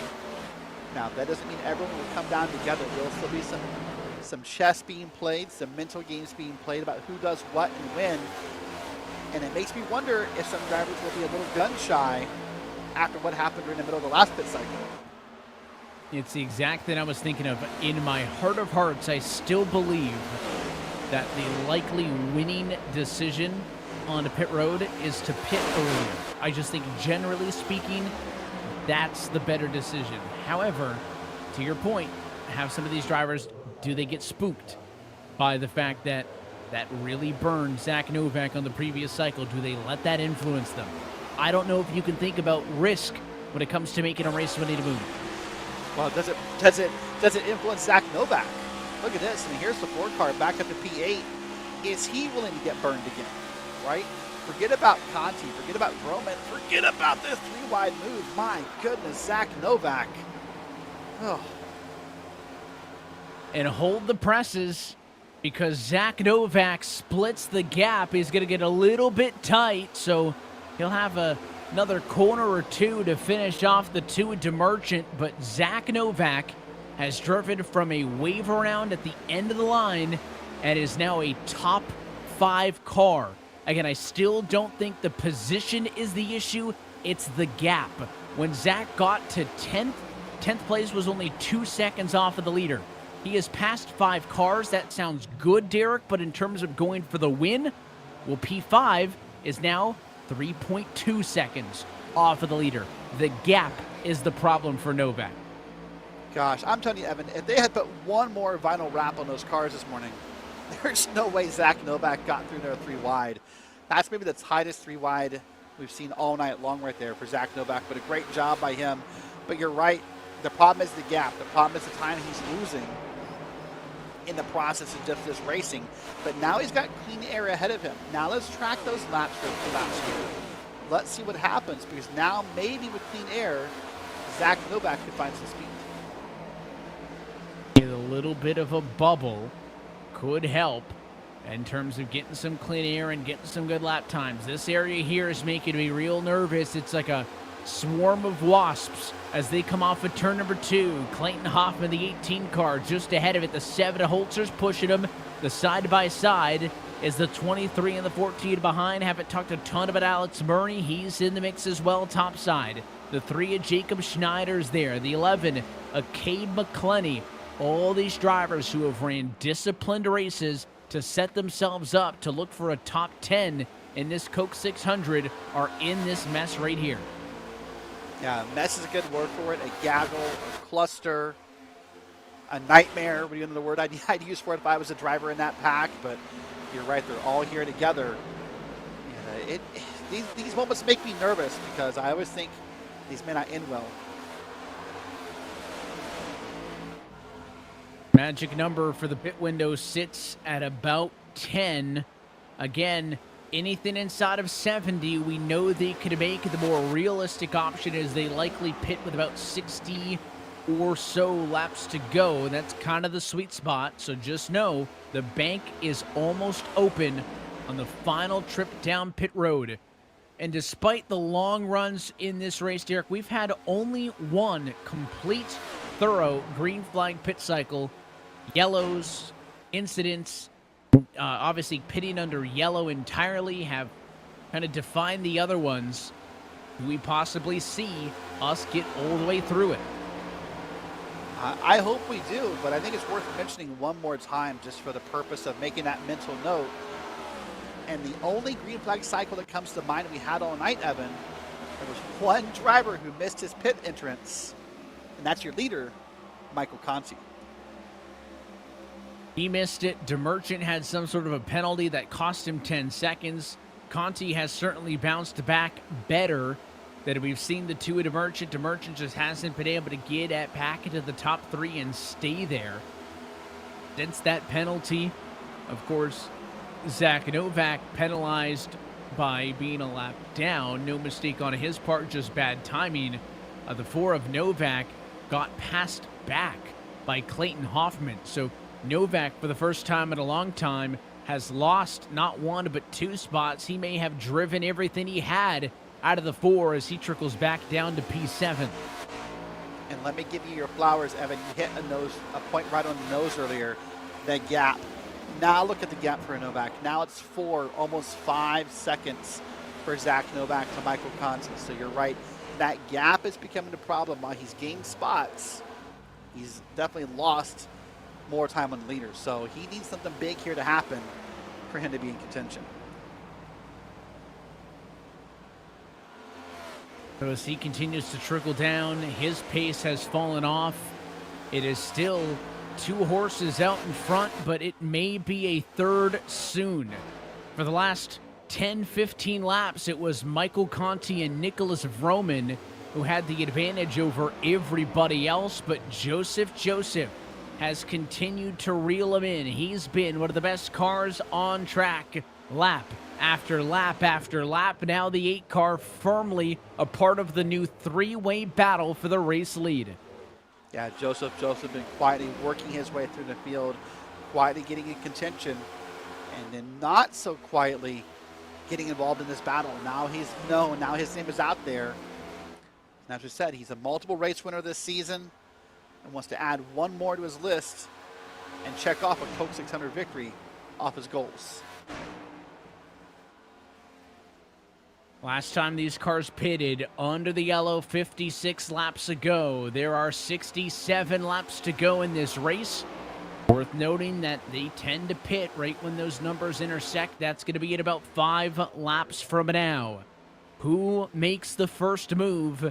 And I mentioned that Conti had some sneaky pit stops earlier in this race, but he had the gaps to do so. Because Vroman and Joseph are so clear to him, or so close I should say, I don't think Conti can sneak down pit road and clear them. He would have to tip his hat, let the cars behind him know, I'm pitting. And it was that car getting hit on pit lane entry some 50 laps ago, which brought out the most recent yellow flag on the night. Can we get through all the treacherousness that's associated with the green flag cycle of pit stops? Wow. And also the thing to note about those pit stops from Conti earlier was it felt like the stops he was making under green, Evan, were almost reactionary to what another driver was doing. It never felt like he wanted to make the stop in that lap. He just kind of decided last minute because he felt the wave coming. He kind of felt that herd starting, and he wanted to be part of it. But you're right, with Roman only, a tenth of a second off, with Joseph 3/10 of a second off, if he tries that move, he's just going to get run over. Not by malice, not by anything, intentional. Just, these cars only have such good brakes. Joseph going to make the move on Nicholas Vroman to take over the number 2 spot. Continuing his charge to the front of the field. He has not led a lap tonight. Conti and Vroman have led a combined 207.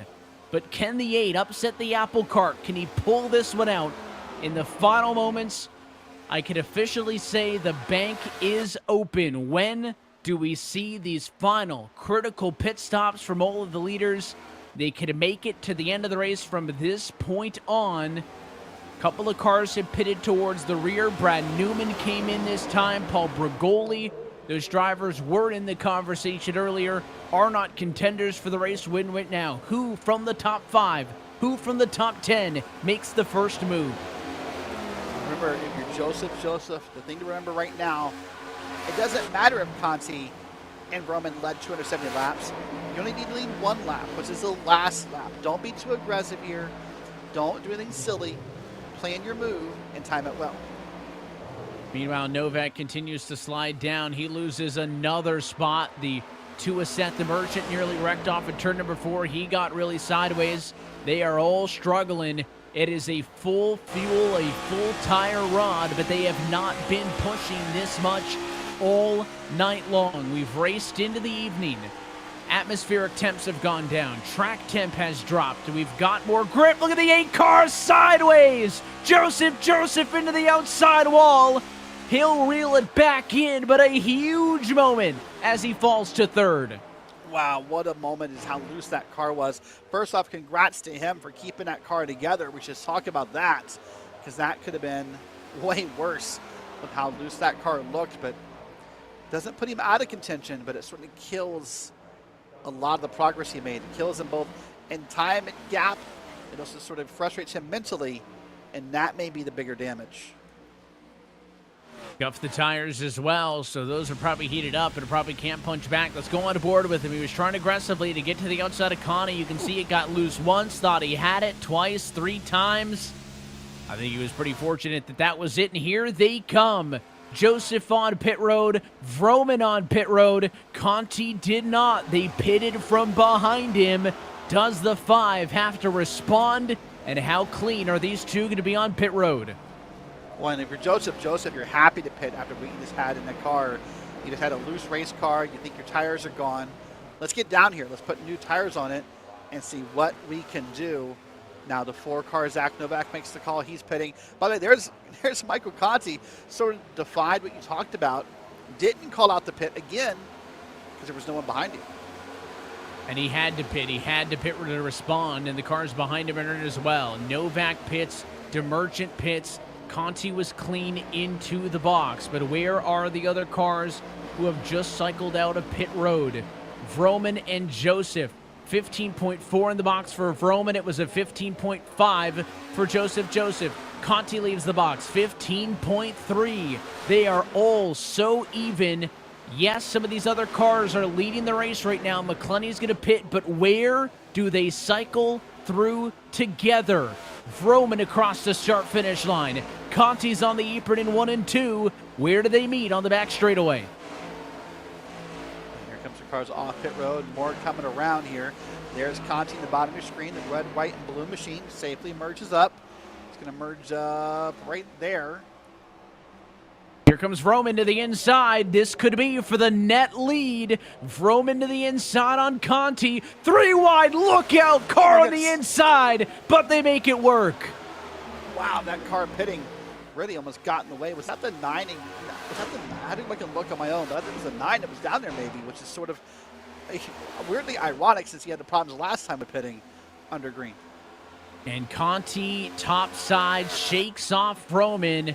But it is a 3-way battle. They're all on top of each other. Not done yet on the cycle. Hoytsma, DiChiani, they come down pit road just waiting on Brandon Bikey to come in. We assume that he is probably going to go a little bit longer, try to catch a yellow to cycle things out just based on a strategy call.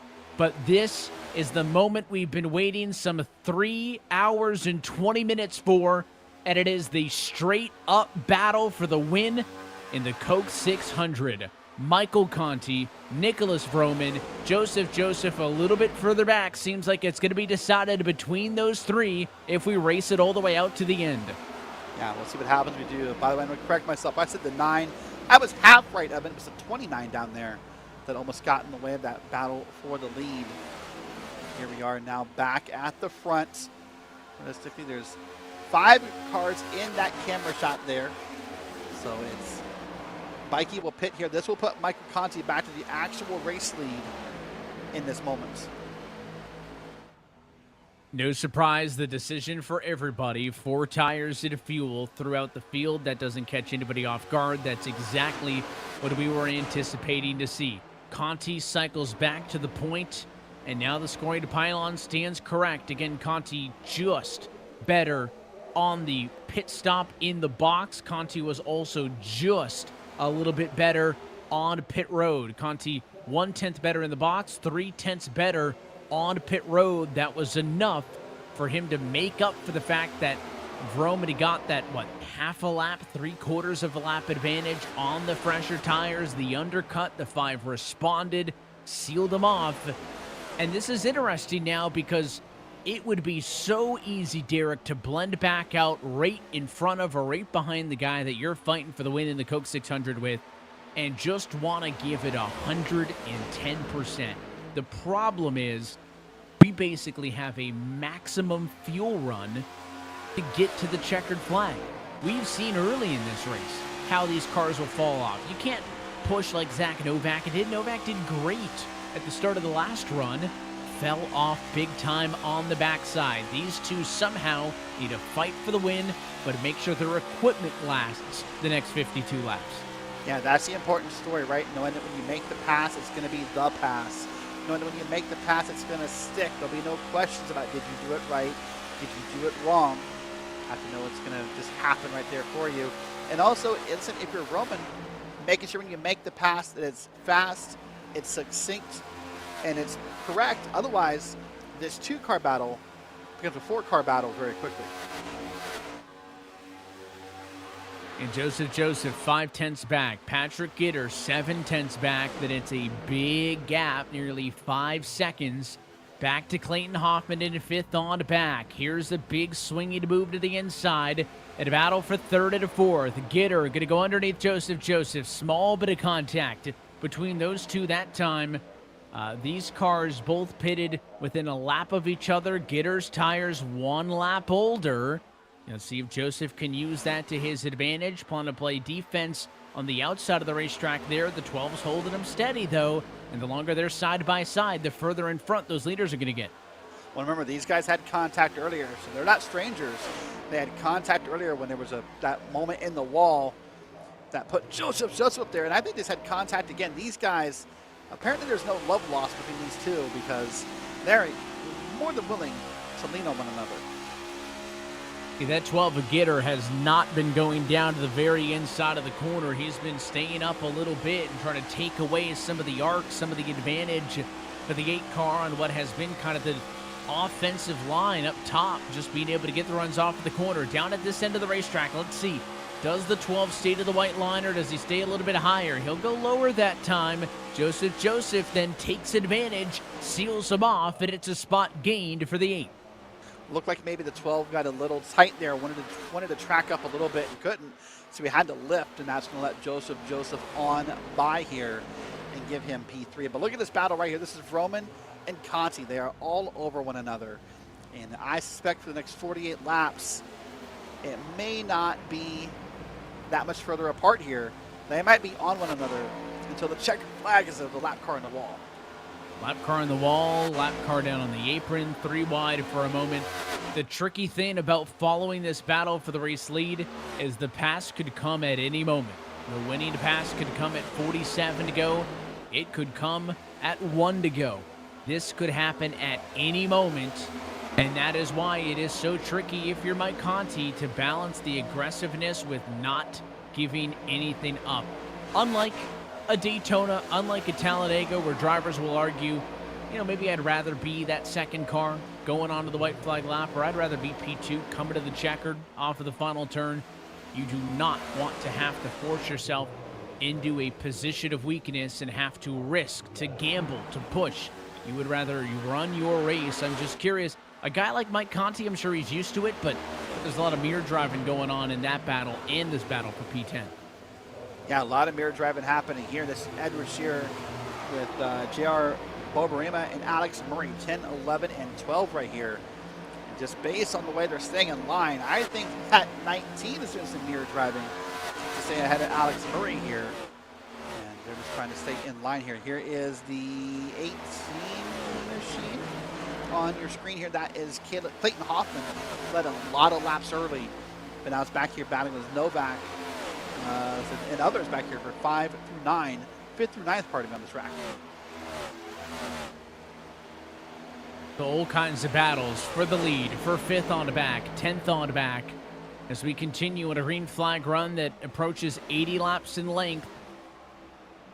If this went all the way to the end, it would be, I think, the second longest green flag stretch of the night, if not the single longest. And we'll take a look at both of the battles going on, because it could be the pass, the moment, anytime. Now that we're inside of the home stretch, again, everybody good on the field to go to the end. The battle for the race lead, top of your screen, that's Conti and Roman. Bottom of the screen, that's the battle for P5. Clayton Hoffman being chased down by Zach Novak. Well, so now I have to ask you the question and put it in your head, Evan. Would Roman use the bumper? If that is the way to get around Conti, but maybe 5 to go or 2 to go, if you're Roman, do you want to use the bumper? Do you use the bumper not to wreck him? Just to, what's that quote? Just to rattle his cage a little bit? Obviously wrong track, but same scenario. Or do you have so much respect for Michael Conti that you wouldn't dare use the bumper? I don't know if the bumper could win it for you. It's just the speeds. It's tricky. I think if you're driving into somebody's bumper, I don't know if these cars are going to move on this track with this much banking like they would somewhere else. If you hit them square, I don't think it does enough, and I think if you hit them in the quarter panel, you just drive through them. I don't know if there's a middle option. I think if you're Vroman, you got to get to the outside. We've seen so many drivers try the bottom, and it hasn't been a complete and utter disaster on the bottom. Don't get me wrong. There have been plenty of passes made down low. It just seems like the common denominator has been the top side has been where the moves have been. And we even saw Vroman earlier in the run prior to this not even waste his time looking at the inside. Went right to the top side, went right up top to try to get a nose out there to make the pass using that speed he can carry around the top. I think that's the key for Vroman. How do you get your nose to the outside of Mike Conti? If you telegraph it, if you make it obvious, Five's going to go up there and shut the door. He would rather give you the bottom. If the bottom's all you've got, then you can talk about, all right, you're on his door. Do you push up and give him a little bit in the turn? Yeah, that's all true, so we'll have to wait and see here. But I'm also wondering why Roman is sticking back there. But meanwhile, back to this battle for 10th, there's a bump draft. There's a bumper back there. A little bit of a low tap, if you will. But I'm wondering why Roman is right there stuck to the back of Conti. And I don't know if it's lack of speed, if it's just kind of playing possum, if he's trying to save some gas while drafting so he has a better run. But here he goes, top side moment. Tried to follow that lap car through, but could not make it happen. A lapped car, better tires, going to be able to blow by on the outside. I think that's how Vroman would love for it to look. Not sure it's going to be quite so easy, but again, he needs to find an opportunity to get to the outside, but it's the longer way around the racetrack. That is much easier said than actually done. That time by 37 laps left to go at iRacing's virtual Charlotte Motor Speedway. Michael Conti, if he can continue to lead, could go on to lead more than 200 laps as he searches for a win in his return to the iRacing Coke 600. Nicholas Vroman wants to stop that from happening. It's worth noting Patrick Gitter in 4th has fallen off the 12 machine, now 2 seconds off of the race lead. He's kind of on his own in P4. I don't think anymore a threat for the race win. Joseph struggling a little bit, but has yet to fall completely out of it. 0.7 of a second back. Would love a battle for the race lead to allow him to reel those top 2 back in. Yeah, definitely he would love that. And I think maybe as I thought more about it while you were talking, I think maybe Roman's hesitation. It's making sure it's done correctly, right? Making sure when he makes the pass, that he doesn't put Joseph back in the battle, right? That he doesn't get side by side and stuck through a corner. And now this becomes a 3-car battle because they wanted to pass one another in this moment. Here's a beautiful onboard from the cockpit of Roman. Look how smooth that wheel input is. Some drivers you see really kind of arm wrestling their wheels and really having to fight for it. Look how smooth that is. It's almost like it's just such little effort. Remarkable control, poise, especially in the most pressure-packed of situations. 34 laps to go that time by. Start thinking as well, we've seen a lot of lap traffic come up behind these leaders on fresher tires. There is a chance that they would catch some lap traffic ahead of them on older tires. Brandon Bikey, 3 seconds up the road. Paul Brigoli, about 11, I think is probably far enough away and out of sight. But if you're the leaders, any sort of difference to the norm, a car passing you from behind, you passing a slower car, those are things that can trip you up and catch you off guard, and that's where your spotter has to let you know where those cars have been running. And unlike in real life, you can't simply have your spotter run over to that guy's spotter and ask him, hey, would we catch you? Can you move high or go low? Wouldn't be surprised if some of these leaders actually ask some of the cars they're catching up on where they're going to go so that they don't run into any issues. Yeah, that communication is key when you're the lap car, to make sure you are communicating so you can get the traffic where you want it to be for your benefits. So we'll wait and see if that happens or when that happens here. But let's move back in the field a little bit. This is 5th on back. That's Hoffman, Novak, DeMerchant, McClinney, and Turlid back here. And they are still batting pretty hard back here. This has not let up. Yeah, they're still going strong. All 5 of these cars in a position to fight. You've got 5 cars here separated by less than the gap is between 4th and 5th alone. That's how tightly packed these are together. And look at the 4 of Zach Novak pushing Clayton Hoffman. Novak peaked at about P5 before his tires fell off on the previous run. I think he fell as low as P8 before the pit stops happened. So obviously, he's got a rejuvenated spirit with some fresh tires, but he's got to remember to not overdrive it again. Yeah, that's what he's got to keep in mind here, knowing he's probably not going to get to the lead. Now he's got to save your equipment and get what you can out of it. He's kind of bumping and pushing Hoffman down the straight there. I wonder if they're trying to see if they can catch P4 and get her. That's a big gap, but not undoable if they're willing to stick with it for 30 laps here.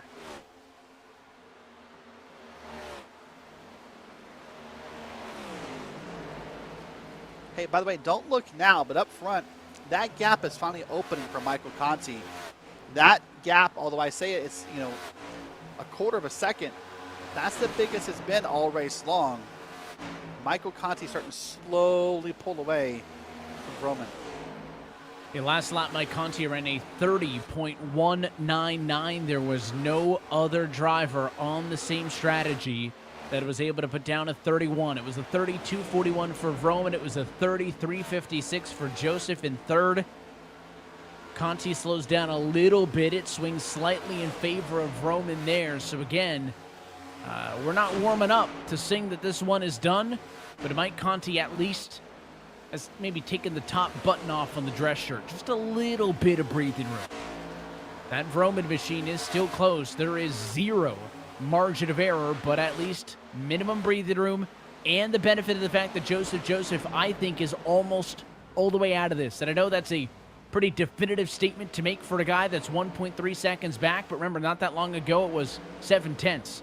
So the 8, I'm starting to see signs that he's really fallen off. Yeah, unfortunately so. At one point, even half a second, I think it was. You're right, is now pretty far back here on this group with 27 to go. And I think short of one of those pesky C words happening, I don't see how he gets back involved in this race. I'm not going to say it. I don't want the blame. I don't want the Twitter hate. I don't want the Facebook hate. It's going to kind of slightly allude to it. Alluding's fine, but we'll stop there. Yeah, that's not. There's a line, so to speak. some may argue it's a double white line or a double yellow line. It's very well defined. Be careful around those lines. Well, here we are. Right now, if you're Michael Conti, and listen, you've been in this spot before, you've won an eNASCAR title, you've won multiple races, but still, that excitement kicks in. You're 25 to go out of a 400-lap race. The nerves kick in, the excitement kicks in. Your teammates start to kick up in excitement. Now you can start to temper all that. As Evan said, you're not done. We're not over. And a slight bobble in a corner or anything could bring this race back alive. So he needs to keep in touch here. But here's the 18 car battling back with Zach Novak. And this is Hoffman and Novak. This is P5 and 6. And Novak really wants that top 5, Evan. Yeah, 5's the benchmark. I mean, you enter these special events to win the race. And I'm sure for drivers of that stature, anything but a win is a disappointment. But 5 is just it's a pretty number, right? You can't say you got a top 6. Top 5 just sounds so much better. But to your point about, you know, Mike Conti and this getting a little serious, and you can kind of feel it coming together now as we go 3 wide with that 23 car in the middle, and maybe hold your breath if you're the race leader, because you do not want to be seeing this. If you've been sinking into your chair over the last 3.5 hours, this is where you stand up straight. This is where you crack your knuckles on the straightaway. You kind of feel that adrenaline creeping in. It's getting real serious closing in on 20 laps to go, and everybody can feel that, from the drivers to the crew chiefs to the spotters and to us in the booth and all of you tuning in at home. Look at that move. What on earth? 3 wide with some lap traffic off of the corner. That was nearly awful. What was that? Like, wow, I thought that was a caution coming. I used the word, sorry. I thought that was bad stuff happening right there in that moment. Wow, that car must have been super loose, and it swung way down the hill. And that driver kept it under control. But that looked like a crazy moment for just a second. And I thought bad things were on the horizon. Yeah, you don't normally get away with any car getting that loose off of the corner, let alone a lapped car getting that loose amongst a 3-car battle for a lead lap spot. I mean, that was certainly some driver input to not wreck that car, but man, did they get lucky that that car had the space to the inside to slide and not hit anybody. Yeah, that was incredible. That's going to be maybe an iRacing top 10 or a not top 10, depending upon your point both. of view. I think it could be both. Yeah, both, right? But ooh, look at this battle here. That's Zach Novak under attack here. That is Seth DeMerchant under him. That is Seth, right? Yeah. Yeah, for P5 here, they snuck away a little bit from everybody else. DeMerchant get a clear Novak on the inside. 2 heavy hitters fighting for P5, and you can give it to DeMerchant for the moment. Novak not going to roll over and give this one up, but in the meantime, it is back to a top 5 position for DeMerchant as he snatches it away from the 4. Yeah, DeMerchant sort of came out of nowhere back there for a while. You know, felt like he was in that pack and in that herd. But speaking of sneaking away, Mike Conti, 0.7 of a second over Nicholas Roman. This is becoming a bit of a gap here compared to what it once was. And Michael Conti starting to breathe a little bit easier. Not yet, though, because look ahead of him. There's some lap traffic. It is definitely the biggest gap that Conti has had since we completed the cycle of green flag pit service. You're right, though, with the traffic. There is going to be some obstacles up the road. Paul Brigoli, last car on the lead lap. He needs to get laps. So does Brandon Bikey. So the next 2 cars in line, the 21 and the 22, are slower than Conti. It's almost sometimes better for the lapped car to be on the fresh tires because they could just blow by you. Here, they're going to need to be aware of where Conti is, and catching somebody on the corner exit like that, not ideal. They're very aware that Conti's there, and he's got a gap to play with, but these are very tedious moments for the driver of the 5 car. Yep, got the first one cleared pretty safely, so nice moment there for Conti. Take a brief look back. Novak has gotten back around Seth DeMerchant, by the way, so this is a pretty healthy battle for P5 and P6. As we go around this track with 16 to go. Let's take a look here at Michael Conti in that traffic as well, because he still needs to navigate it. There's another lap car up ahead, but that gap back to Roman is now 1.5 seconds. It's growing immensely. It continues to stretch out. Michael Conti maybe having his best long run performance that we have seen all race long. Now sets his sights on the 22 of Brandon Bikey. Started in 9th, bit of an off night for the 22 car, riding 19th at the moment. He will get lapped with that move from Mike Conti. He says thank you over the radio. There are now only 18 cars on the lead lap. Now there is still more traffic for Conti. McGuire's next, Collins is next. These are all cars that are multiple laps down, but pose just as much of a hazard as anybody else would. And if you're Michael Conti, the expectation is different now between these cars ahead of you versus the ones you just passed. Listen, Bikey and Bergoli were in a battle for position. They were also the last cars on the lead lap. They should fight a little bit for both of those reasons. But these cars he's coming up on, they're laps down. He shouldn't expect a fight from them. So he's going to want them to probably roll over a little easier than these previous couple cars did. Especially given the fact that when he made the moves on Bikey and Bergoli, they were, a second or so apart in a battle for position. I think all of the cars that he's going to get to now are not immediately fighting for position. If McGuire's a lap down, Collins is 2 down, Whitendorf is a lap down, but ahead. I think, again, to your point, he would expect them to yield the position. The benefit that Conti continues to gain now, as he's now over 2 seconds ahead of Nicholas Vroman, is the fact that he's got time to play with. If Vroman was still on that deck lid, Conti would have to go the second he saw daylight. The benefit of the 2-second gap is he can take a beat to think about what move he's going to make before doing it. Yeah, he definitely can. Let's keep an eye here. Both these shots are live. The top screen is the battle with DeMerchant and Novak. This is the battle for P5. Bottom of your screen, your race leader, Michael Conti. Getting ready to work through some more lapped traffic in just a moment or so. But look at this here. DeMerchant on the bottom, Novak up top. And they come back together out of that corner here.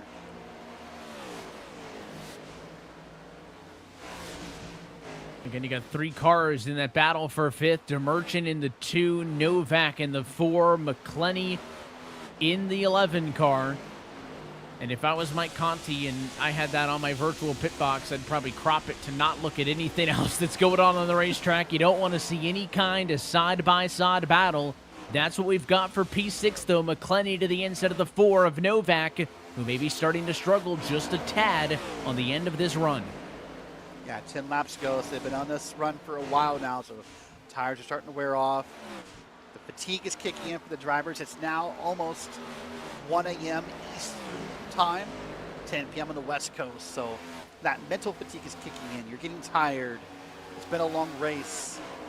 But it's just one small mistake can change everything. One misstep could be the difference. McClenny clear of Novak, dropped the 4 back to 7. He's not done yet, though, finding right back to the outside. I think that top gives him a decent opportunity to still try to make a move here as we're inside of now 9 laps to go. A little bit sideways that time off the turn. Novak takes it back from Gabe McClenny. On the bottom of your screen, Michael Conti getting ever closer, but it's Maggie McGuire right here in that bright pink car will be first of these next set of lap cars here, so hold your breath.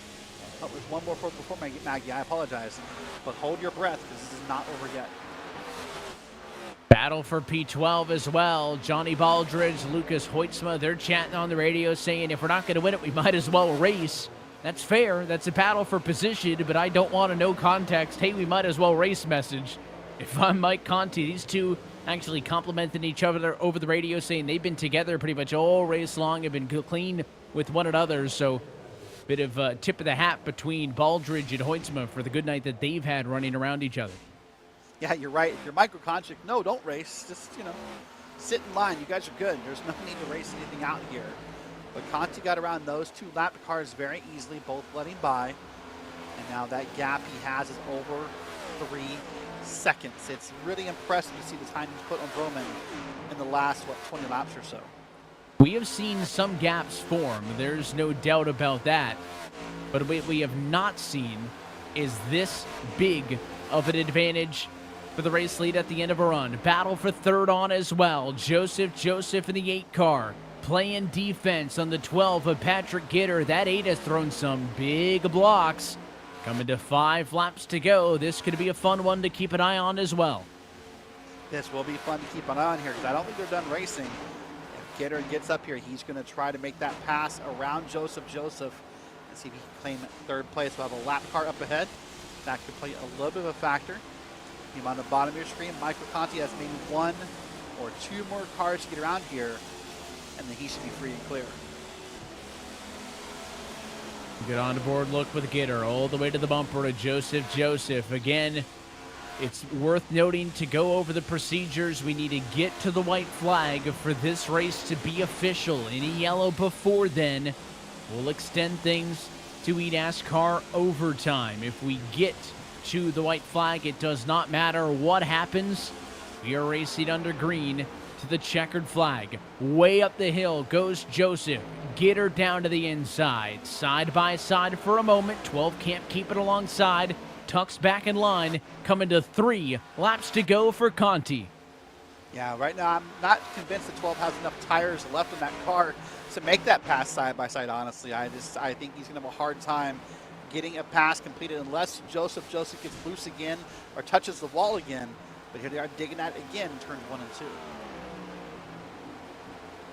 12's going to maybe have one more good look, but they're going to have some traffic in the way. That's going to make this a little bit more complicated than just a normal pass.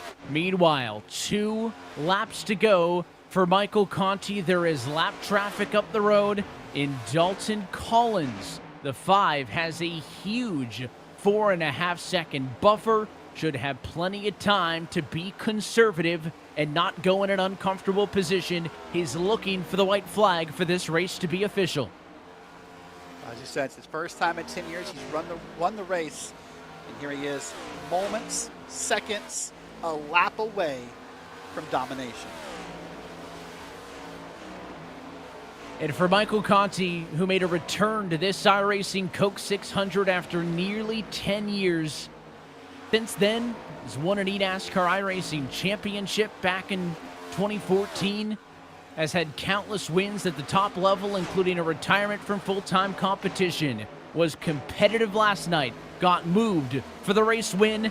Tonight, he left no doubt. Finishing with an exclamation point, Michael Conti wins the iRacing Coke 600.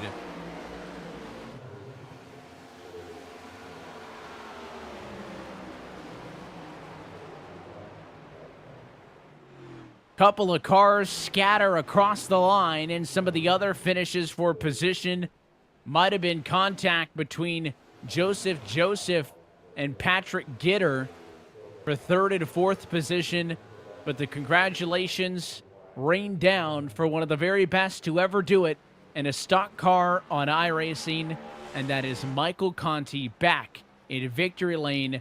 Big name, big moment, as he wins the 2024 Coke 600. Right, big name, big moment, big victory, big margin of victory. We had a green flag pit cycle to the end, a run that exceeded about 120 laps green. Coming to the pit stop, margins were tight, leaving the pit stop's margins even tighter. At no point in this race did a leader pull 4.9 seconds ahead of second at any other point until the end. And again, with the way that he lost the win last night in the 600, it is redemption tonight, leaving no doubt as Conti finishes it with an exclamation. Let's take a look at your iRacing full race results tonight. It is Michael Conti leading 216 laps en route to victory lane. Nicholas Vroman comes home in 2nd, and Patrick Gitter in 3rd. Joseph, despite being in the talk all night, first driver to not lead a lap as he comes home at 4th, with Seth the Merchant in 5th. Cabe McClenney, you got Zach Novak, Clayton Hoffman, J.R. Borborema, and Alex Murray in your top 10. Moving back into P11's Edward Shearer, and P11 was Johnny Baldridge in P12. Lucas Hudsama in 13th with Trevor Baxter, and then Matthew Long rounding out your top 15. And then Matt DeConnie, Corey Turlind, and Brad Newman, the last on the lead lap. And then Brandon Bikey and Paul Bergoli, the first two cars, will knock down. Two more that'll be lapped out. It'll be 21st and 22nd for James Holzer and Jonathan Ashalem. And then 5 cars, 2 laps down. Tanner Love, Maggie McGuire, John Whitendorf, Shane Davis, and Dalton Collins. The rest of the drivers do not finish in this race. It includes Dan Shamoon, Joshua Watson, and Jacob Schneider in your top 30. Rounding out the field here, Joseph Galata, Miller Bonds, Derek Heitman, Matthew Batby, Jose Salas Jr., and Brandon Evans rounds out your 36-car field.